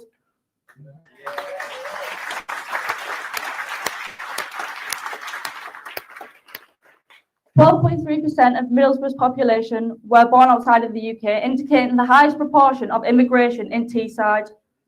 Groups of men congregate in the town centre, speaking foreign languages and intimidating the locals. It has one of the highest crime rates in the UK, standing at 130 crimes per 1,000 people.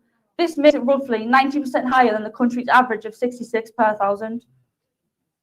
I think I speak for most towns and cities across the UK when I say our streets are not safe. The streets that were once welcoming havens for families and communities now feel like battlegrounds. Surging crime rates and influx of individuals with no ties to our country's values have its own British citizens scared to go out at night.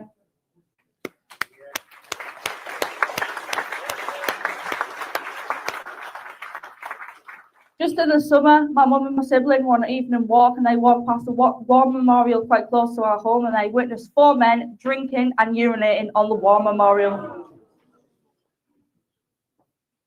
I visited London on several occasions with my family, and just walking down the streets we see posters making us aware of gangs to be careful of, There are always people congregating in balaclavas, shouting at locals and intimidating the public. The streets are filled with rubbish and it doesn't even look like Britain. Every time my family have visited, and I'm sure most people are the same, we make sure our phones are secure in our pockets. We make sure we are aware of everything that is happening around us, and we also try to secure our handbags the best we can. As much as I like London, it's tiring and wrong that we must be on alert at all times that something may happen. The Mayor of London, Sadiq Khan, is more focused on securing political support than prioritising the safety and well-being of the residents. He fails to embody the values of our capital and he's a disgrace to the nation.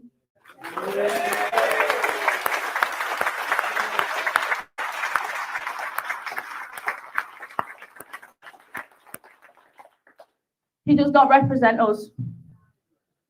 But there was one day in London, my family and I felt safe. We weren't worried about a single thing. This day was on September the 13th.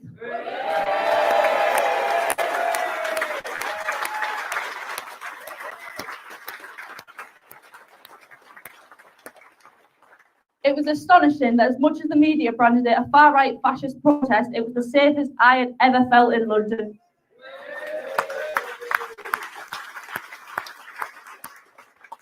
On behalf of the British public, Tommy, thank you for giving us hope.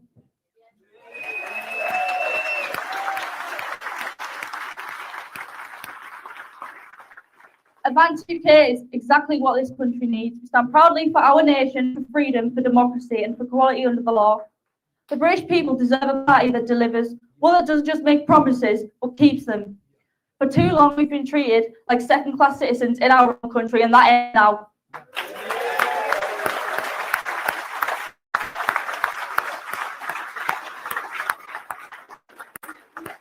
We are the voice of the silent majority, millions of hard-working, law-abiding citizens who feel ignored, dismissed and betrayed by the political establishment.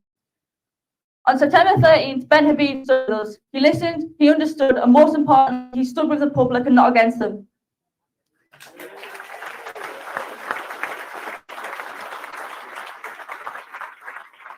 The British public doesn't want more of the same. We're calling for a government that's put its own people first, a government that protects British culture, upholds our traditions, and defends the values that made this country strong.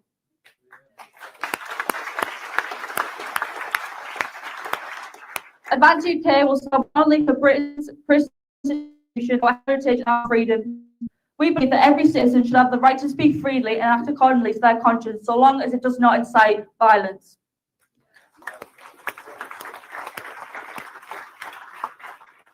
This is about restoring pride, protecting our way of life and building a better future. Advance UK is here to fight for you because Britain deserves better.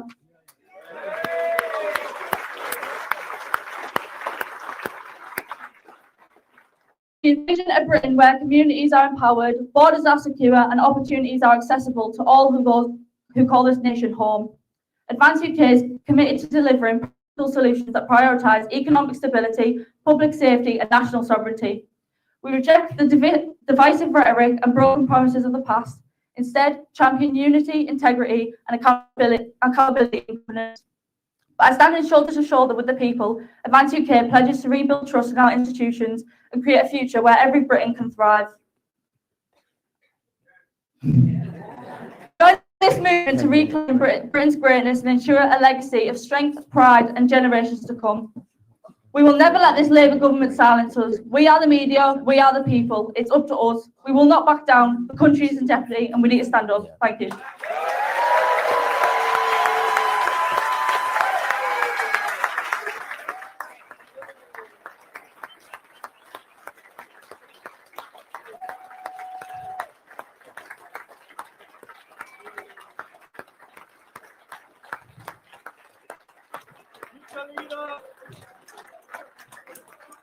The very man who's going to lead us through this, I want to introduce to the stage next, Mr. Ben Habib.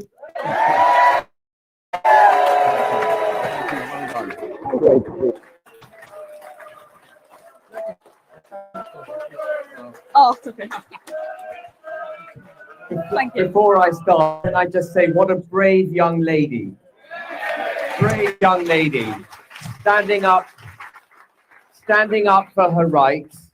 Brave to address us, but braver because she stands up for her rights against the institutions that would trample on her. And it is precisely your kind of people, our kind of people, that are going to have to come together to save this country. So thank you very much for everything you've done and you said. And I'd like to thank my former speakers who have been very gracious about me. But it's not about me. It genuinely isn't about me. Maybe I had the idea for Advance UK, maybe I got some people together, but it is about you, the people of the United Kingdom. And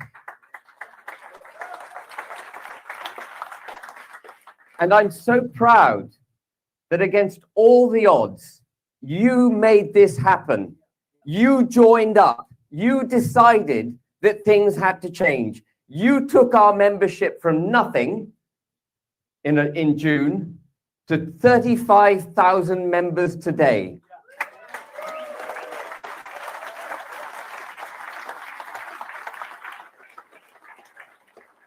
We did it, folks.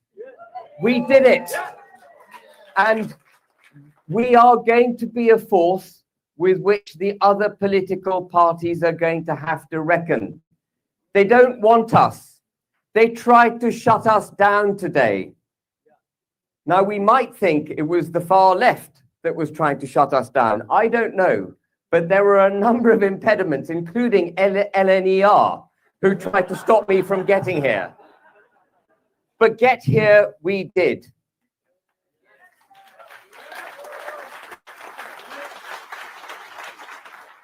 Now, when it comes to the membership, every single member, every single British citizen on the electoral roll is very, very welcome to join Advance UK. We are not policing our membership. And I want it said unequivocally now, Tommy Robinson is very welcome in Advance UK.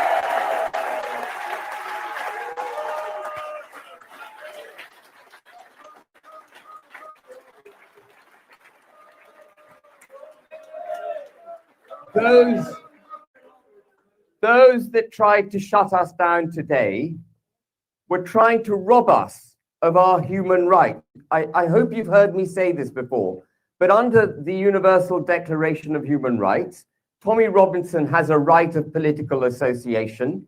He has a right to participate in the political process, and he has a right to gather. We have a right to gather.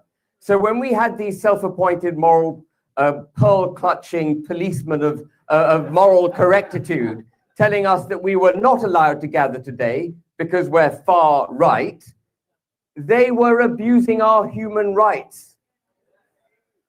And let's just reflect for a moment on what Tommy Robinson achieved on the 13th of September. I went there thinking, maybe we'll get 75,000 people. I heard lots of noise about how many people were going to be there. I didn't really know. And when I was sitting behind the stage, I still didn't really know because I couldn't see what was going on. But then I had a look at my phone and I saw that the crowd went all the way down Whitehall, all the way down to Westminster Bridge, across Westminster Bridge, backed up all the way to Tate Modern. And they were backed up on the northern side of the embankment.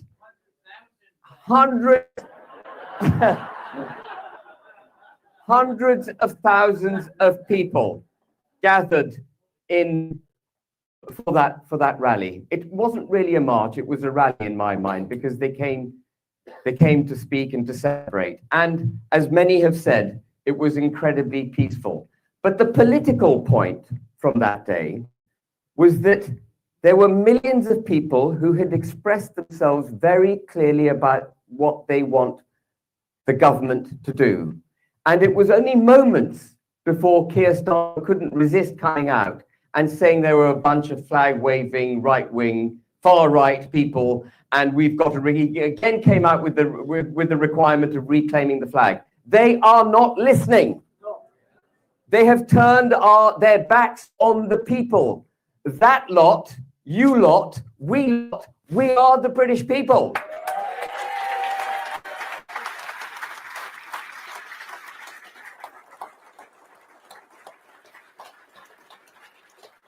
one thing I forgot to say, one of the problems with speaking without notes, I forgot to say this on the 13th of September, but it struck me horrifically, and maybe you've heard me say this on podcasts. I'm only allowed on podcasts now because various news channels have taken against Advance UK. But on various podcasts, I've said recently that I was horrified to go to Parliament a couple of weeks ago and see that Parliament has moved from the barricades that it used to have outside itself.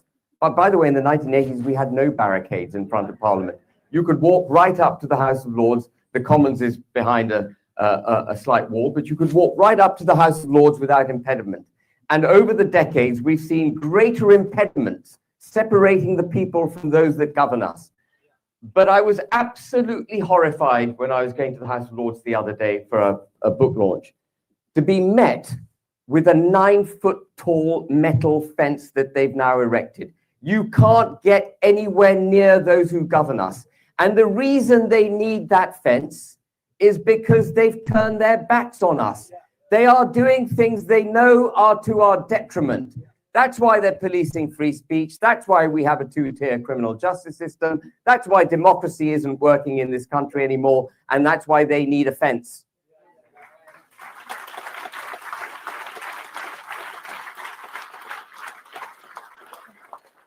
If an Advance UK government is formed, and if we are successful, when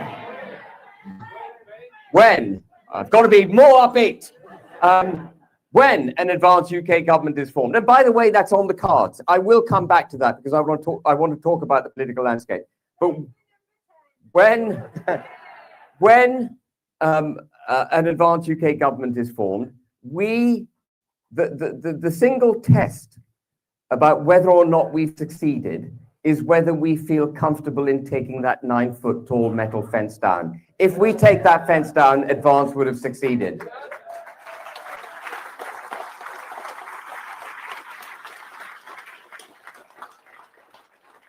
I want to talk, if I may, a little bit about the party and how it came to be. I knew for some months, many months, nearly a year, actually, that we need a new political force in the United Kingdom. And I was shy of doing it because a certain party was doing quite well in the polls. And I didn't want to, first of all, I thought it'd be an incredibly difficult job, but I didn't want to shake the foundations of hope that were forming in the United Kingdom. And I think, it's funny that, sorry, I'm going to digress for a second. One of the reasons I think Tommy Robinson has become quite a key part of the new movement that's forming in the United Kingdom is because, and Elon Musk is involved, is because obviously he stands for free speech, but it goes back, my involvement anyway, goes back to a little tweet I did in late 2024, in which I set out why it was, in my mind, that Tommy Robinson was a political prisoner and that he wasn't rightfully incarcerated as a result of the breach of his injunction on showing that film. And by the way, he was a political prisoner. It was an absolutely politicized decision to throw the book at him. An Attorney General, Lord Hermer, who stood for Gerry Adams, stood for reparations against the British government in favor of the Caribbean people, stood for bringing illegal migrants from the Chagos Islands to the UK, and actually stood for giving Chagos over to Mauritius. This man is an awful, awful man.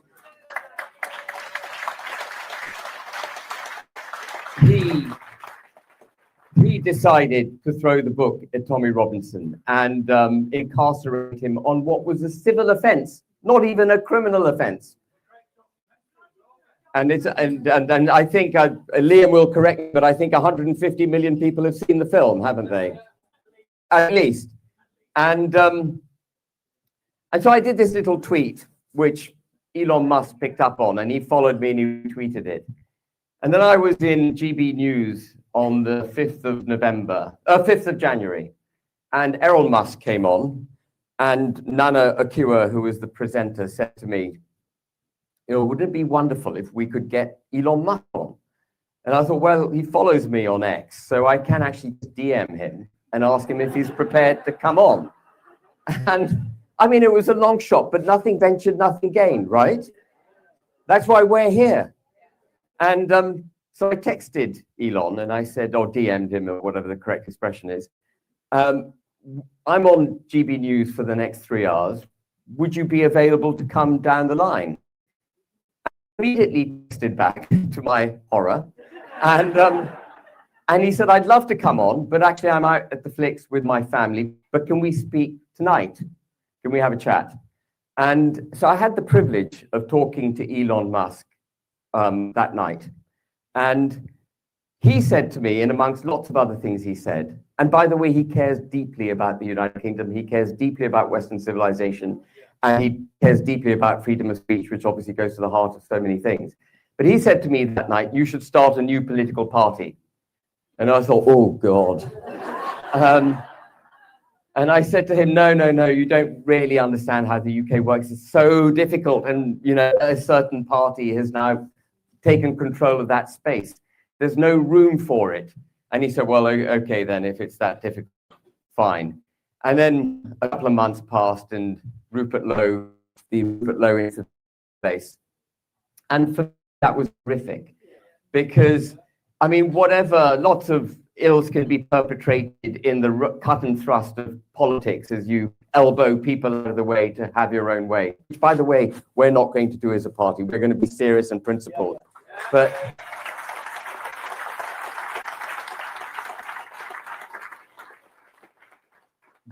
to make accusations which would have landed Rupert in prison had they somehow gone through the criminal justice system, which is perfectly possible nowadays, was absolutely terrible. So I thought at that point, the waters were opening for a new political party. And this is how things start. It started with a tweet about Tommy Robinson, Elon Musk, Rupert Lowe then happening. And I thought, right, I've got to do something.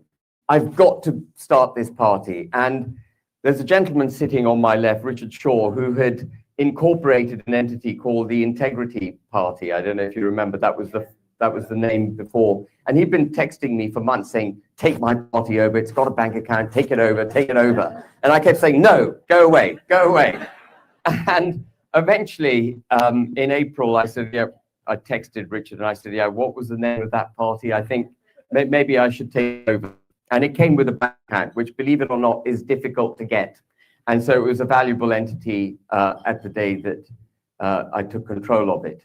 And I've gone about building this party in a very structured way. And forgive me for doing that, but we are going to be very structured. And as I say, very serious about the way we take our next steps. The first thing I did was to write a constitution, which I think works democratically. And I'm going to open this up to questions afterwards. So please ask what you like about the constitution of the party. But I think it works very well from a democratic perspective. You collectively can remove me as leader at any time, whenever you like, simply by a majority vote. There can be no better accountability than that. Though I'd rather you didn't do it immediately. If you give me an opportunity to deliver.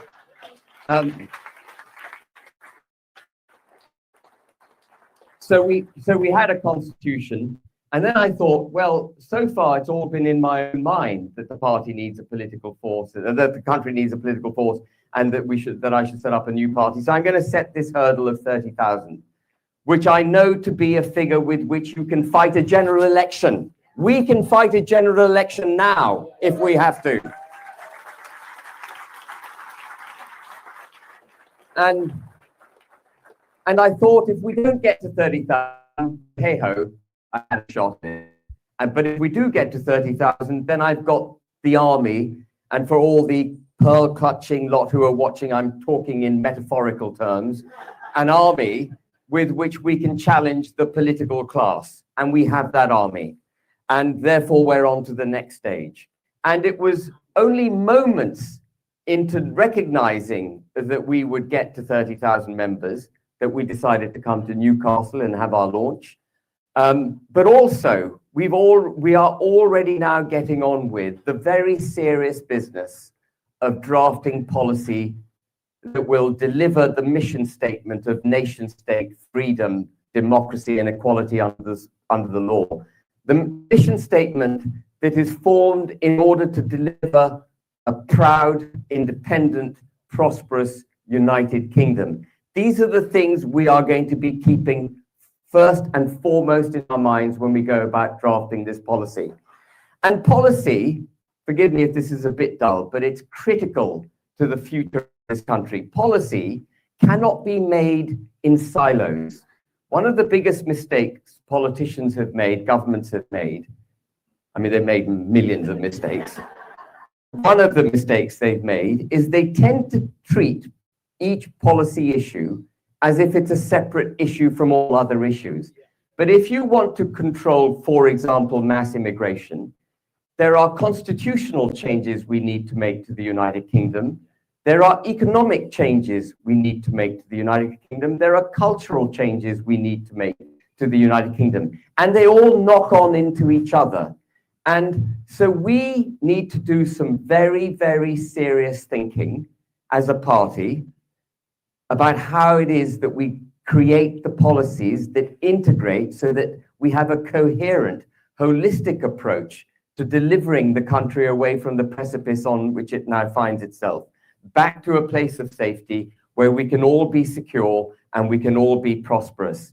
And coming up, when I decided, when we secured this facility, and thank you very much for the brave proprietors of this facility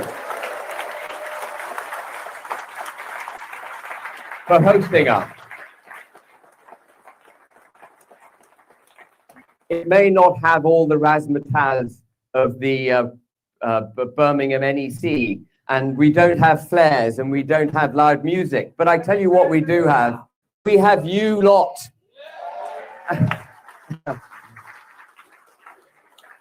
But when we secured this wonderful facility, I tweeted, I keep saying tweeted, I posted on X a little video in which I said I come up to Newcastle with peace and love in my heart. And ultimately, politics is about delivering peace and love in all our hearts. And that is what we must firmly keep in mind. The road is difficult. The impediments people put in our way are challenging. Those that challenge us in ways that they shouldn't and abuse us make us angry. They make us want to kick back. But we have to hold our position, and we need to remember that we've got to be civil and polite and peaceable at all times as we go on this journey. Our fortitude comes from holding true to our principles, not by kicking back.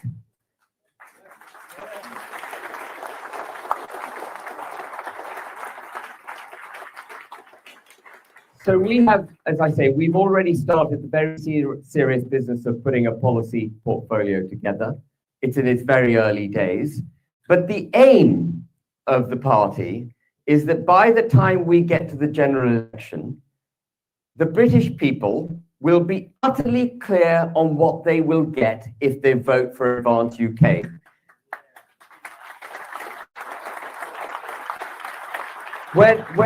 We're not going to play any political games of saying this, hoping that you understand that actually, even though we say X, we're going to do Y, and trust us, even though we're talking rubbish, we'll be much better when we're in office. We are going to make ourselves naked to the British people so they can see precisely all our bodily parts, and whether or not, this is metaphorical as well, and whether or not they wish to vote for us.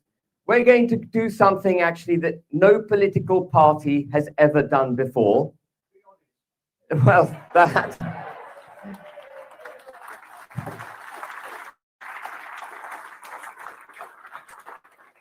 Well, actually, that's precisely what we're going to be. And the way you will see our honesty is that appended to our manifesto, by the time we get to the general election, won't just be all our policy declarations, but will be draft legislation bills of parliament constructed by the finest lawyers in the country, so that when we get the British people's mandate, we have a mandate not to just deliver some airy-fairy policies. We have a mandate to deliver that agenda, the acts of parliament which will be drafted and attached to our manifesto. We will go into parliament and we'll say, that's it.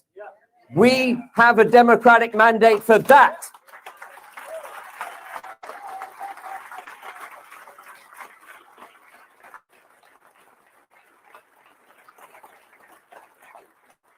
And the House of Lords won't be able to reject it. They have no ability to reject a manifesto pledge. They won't even be able to tinker with this one because we'll have the damn legislation ready to go.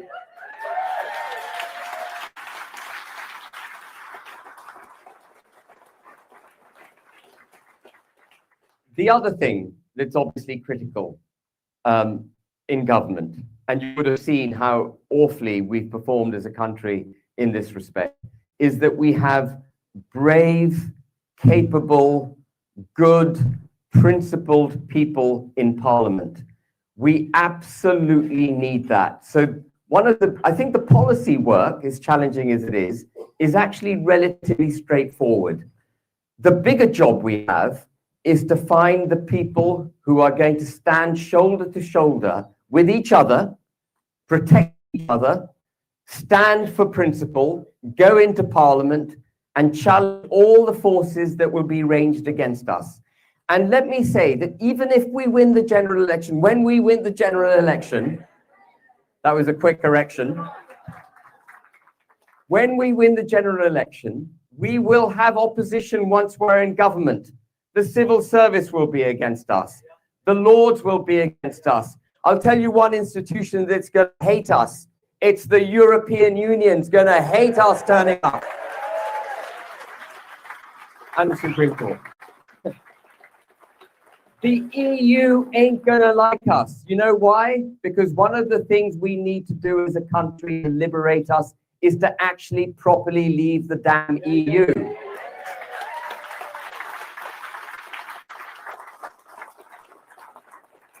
So we're going to need great people to carry our policy portfolio, to carry our legislation, and then implement it. We're going to need people who understand business, understand institutions, understand defense, understand health, understand how we reverse the long march of the Marxist left through the educational establishments that are now indoctrinating our children. We have to push this all back.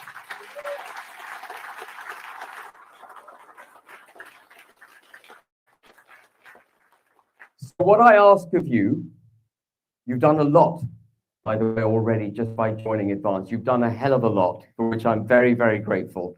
And coming here, I think you've missed the Ladies World Cup rugby final to be here this afternoon. But what I ask you is, if you want to stand up, put your head above the parapet, come into Parliament and help us deliver the agenda that needs to be delivered to save this country, please make yourselves known to the party.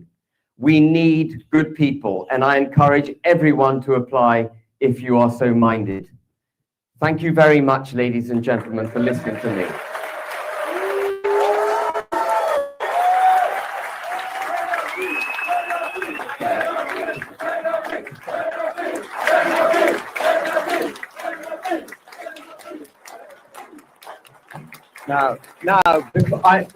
That's only halfway with me, I'm afraid. You thought that was the end of it with me, didn't you? It's only halfway because I am very, very keen to hear what's on your minds. And by all means, make comments. But if you've got questions, I want to have a go at answering your questions. And don't be shy in asking demanding, difficult questions, things that are troubling you about Advance or about me or about the team. I want to hear them, and I want to do my best to answer them. So if anyone's got a question, we had organized a room in which a mic could have been passed around more easily, but the Crown Plaza didn't have the courage to see it through. So Can we? Okay, Liam, you go first. Firstly, well done for doing this. Outstanding and inspiring. Thank you.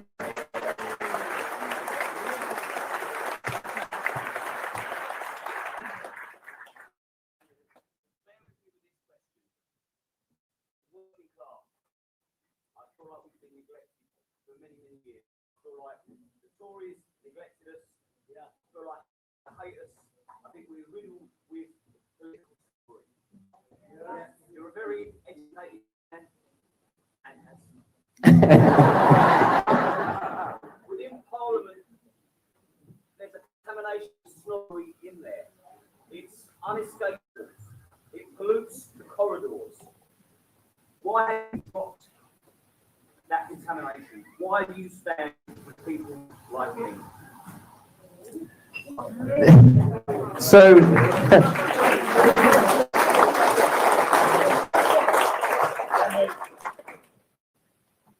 you know, Liam, I don't know.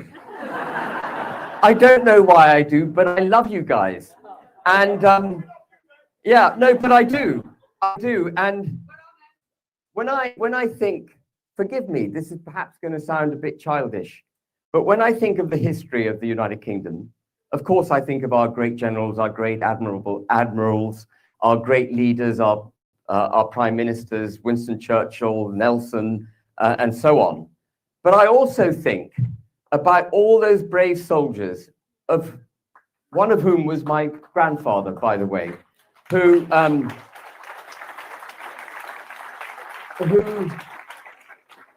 they were the working class, the people who the cheer that went up across the British fleet as we engaged Admiral Villeneuve's fleet at the Battle of Trafalgar, the cheer that went up when Nelson said, "England expects every man to do his duty," the cheer that went up from the working class.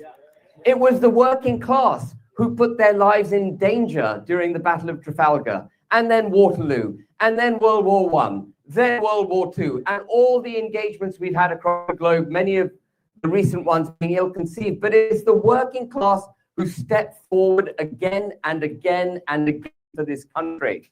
And so when I think of the working class, I do think of that massive contribution. I also think, because I'm in property, of all the great guys I've on construction sites who build stuff. They're really good people. And the other thing, Liam, I have to say this. When I went into politics, I determined rationally that there's no point being in politics in a democratic country if you don't stand for the working and middle classes. They are the backbone of the country. They are the majority of the country. Sure, you need people to do well, and there will always be people who excel to a point where they're in a rarefied atmosphere and very wealthy. But the policies need to be made for the opportunities to be created for the working and middle class in this country. So I stand shoulder to shoulder with the working and middle classes of the United Kingdom. Danuta.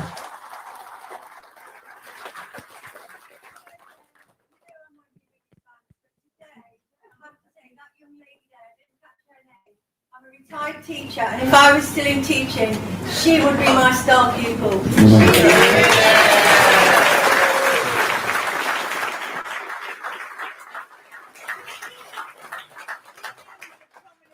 In this party, and I'm more than willing to help you. You are amazing.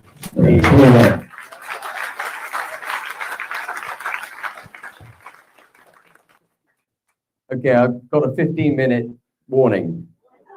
I thought we had masses of time. Anyway, gentleman with the blue cap. This is quite a tough question, but since 1967, over 10 million babies have been sadly lost their lives through abortion. I'm unapologetically pro-life. I know there's many people in this room that agree with me, and there's probably many that disagree with me. When we look at the Great Replacement, mass immigration is a massive thing, especially illegal immigration. But what are we going to do to promote young women to have children And also, to do away with this terrible assisted suicide where vulnerable people have been pressured into taking their own lives. So I'm very glad you asked that question, because there is a certain lady, Aileen Quinston, in the crowd, who is a member of the college, who said to me, Ben, one of your four, that you should have a fifth mission statement, a fifth leg mission statement, which is family.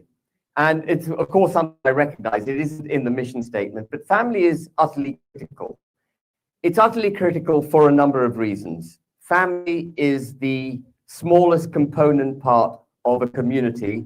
Community is a component part of society, and society is basically the nation state of the United Kingdom of Great Britain and Northern Ireland.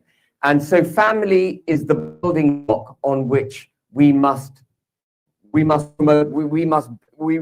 need lots of building blocks of families. That wasn't very articulate, forgive me. But the way you do that is not by removing the cap on two-child benefit. You don't encourage those who are unable to afford to look after their children by allowing them to have children. You don't run a country on the principles which encourage both parents to work. You don't run a country on the principles which put economic progression ahead of the family. And I'll just illustrate this point. When I was a young man, if you got married, you got a marriage allowance. And what I think we've got to do is reward people so that when they get married, they again get that tax allowance. When they have babies, they get a tax break for every baby that they have. So it's the working class who get the tax break for procreating. And that if one parent should decide to stay at home, and that should be encouraged, they get a further tax break. This has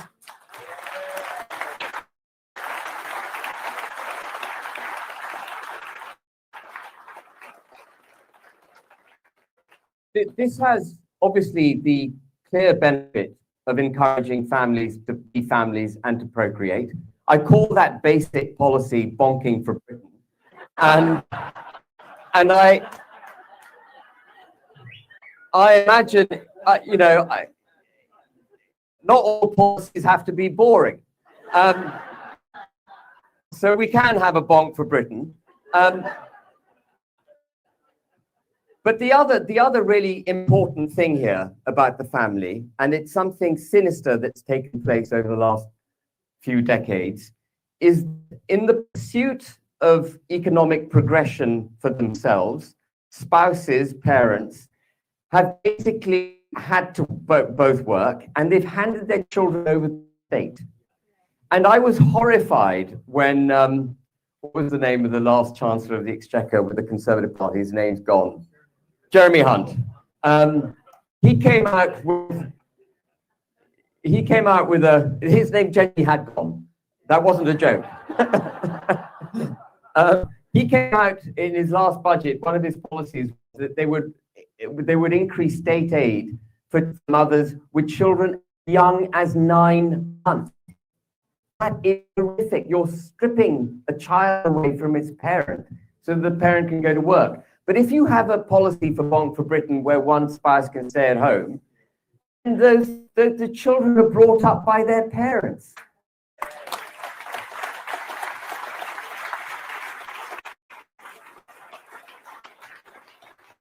You don't, for example, the need for the Online Safety Act, which is now being used to shut down freedom of speech, if it is lessened if you have a parent at home, because you've got a parent policing their children's behavior.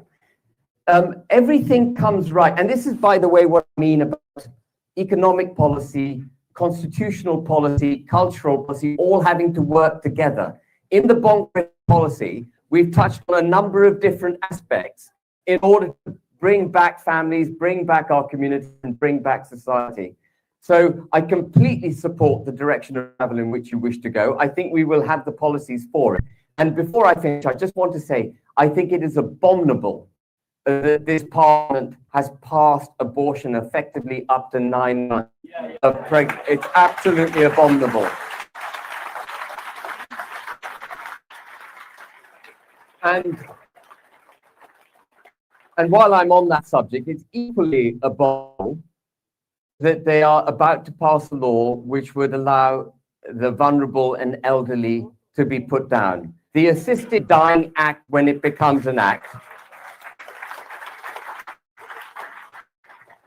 it's actually an extraordinary thing. So I'll go to the next question. It's an extraordinary thing that we abolish capital punishment, where there was a judicial process, where every opportunity was given to the criminal to find a way to justify not being put down. We've gone from abolishing capital punishment to a system where people can be put down without any judicial process. How hijacked have we become as a country?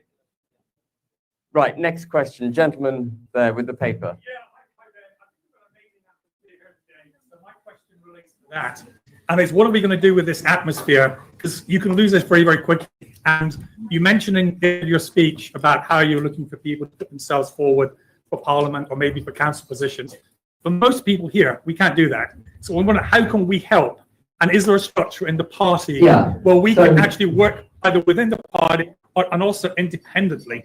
There's a lot of people here from the independent media that are doing a great job. But I think parties have something internally where others of us can come in and... So the next big step for the party, we've now applied to the Electoral Commission for registration. I'll let you into a secret, though I haven't said this to anyone before, much of a secret, but there's another entity. The day I declared we'd made 30,000 members, the next day another entity, the Electoral Commission, and applied as Advance UK. The next day, there's spoiler tactics. And I suspect it's not from the far left, that spoiler tactic. Anyway, once we get the electoral registration, the Electoral Commission registration, so full political party, everything changes. Because at that point, we will be, and we're going to start this now, by the way, we're going to be campaigning locally. We've got to start that, folks. We've got to have volunteers who are prepared almost to treat as if the period between now and 2029 is a general election period. We have to get to the grassroots of the United Kingdom instantly, because the mainstream media is going to try and shut us down. We achieved our 30,000 members, by the way, over the heads of every mainstream media channel. We did it through podcasts. We did it through support of you lot. We did it through the support of Liam. Liam, actually, I think the interview you did.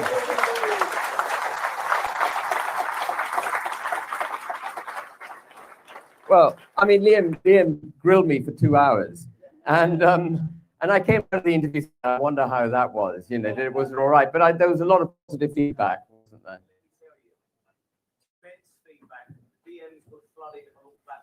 And above all, the woman I respect and admire more than anybody in the world, my hero, the love of my life, my mother. She loved you. Thank you. I love your mum.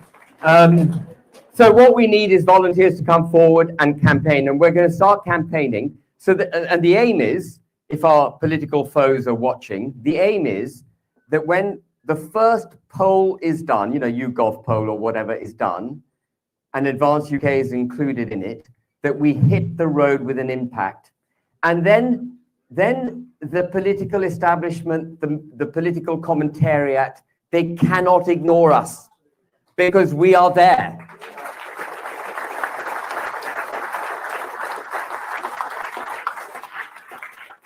Sorry, how are we doing? We've got 5 more. Syntech. Yeah. What do you plan to do about the benefits system, specifically universal credit? Because obviously we've seen so many people, especially migrants, get abusing the system. I'm not sure if you're aware there was an Afghan migrant who came into the country and then went back on holiday using his universal credit to the country that he escaped from. So how do you plan to tackle that? So there are 1.5 million foreigners in the United Kingdom on benefits, costing the country £10 billion a year. Why can't we pass a law?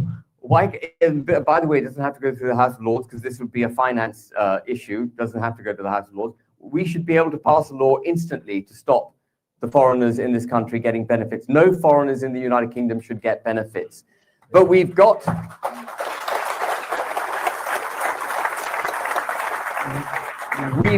to break the dependence on benefits of the British people. You will be shocked, or perhaps you won't be, but I was shocked. There are 8 million people in this country surviving to a greater or lesser extent on universal credit. 1.5 million of those 8 million people are working. Every other member of that group is either not even looking for a job or is looking for a job and can't find one. And what are the causes of this? Well, it's an overreaching state, a state which has removed aspiration and replaced it with dependency. It's a state which champions wealth redistribution rather than wealth creation. It's a state which has imported millions, not lowly skilled migrants, but frankly, entirely unskilled migrants, pulling the rug out from underneath the employment market so that we don't get wages going up in this country, so that you can't earn a fair wage. And because you've got a dependency culture that has taken root, the government is taxing those who are working, the working and middle classes, to the hilt. We have the highest tax take of any government since World War II. It's wartime levels of taxation. And so again, this comes back to the holistic approach that we need to take to sort the country's problems out. Migration needs to be brought down dramatically. Illegal migration needs to stop. Foreigners on benefits needs to stop. Taxes on working and middle class people need to be reduced. We need to allow wages to go up. We need to allow people to keep what they earn. We need to create a regulatory environment in which people can have the opportunities that through their own efforts will deliver for themselves and for their families. So after they've bonked, they can actually look after Johnny and Johnny and Jamie come to mind. I don't know why. Right, last question. Gentleman there with the tie and the, hand up. Sorry, is there a lady there? Sorry, forgive me. Yeah. We need to create 18 to 30-year-olds haven't worked, right? It's all right saying this, that, and the other about universal credit. You need to create jobs for kids. We need to get back to working for ourselves, not relying on overseas, right? And you're absolutely right. And I think one of the tragedies, and we'll all be familiar with this as well, one of the tragedies of the last 30, 40 years of governance has been that we've lost skill sets out of the economy. We've stopped being able to create things in this country. If you practice extreme ideologically based energy policies and you effectively denude, and then you champion free trade globally, Trump is right. We need tariffs on certain countries. If you champion free global trade and you make it extremely expensive for British business, what you effectively achieve is the deindustrialization of the United Kingdom. And that is what we've done. And we've got to bring jobs back to the UK, and then we've got to train our young in the skills that are required to fulfill those jobs, not to go to Loughborough University and get a degree in media, but actually to do stuff that's useful.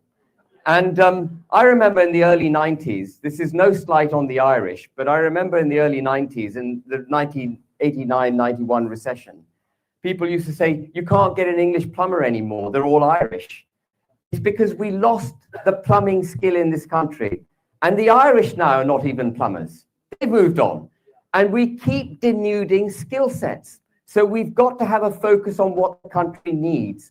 And that means we're going to have to do more basic functions domestically. Functions which are going to be critical, by the way, for the defense of this country as well, like making steel. I know that wasn't your question, but it's an absolutely critical component.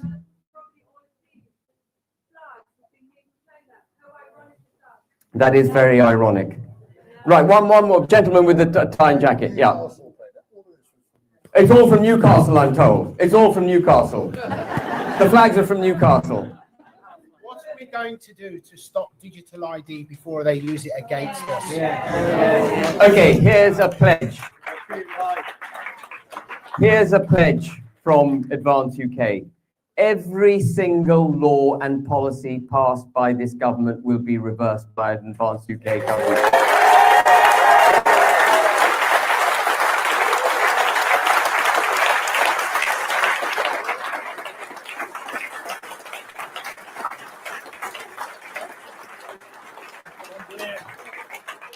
Thank you very much, ladies and gentlemen. I think there is lubrication.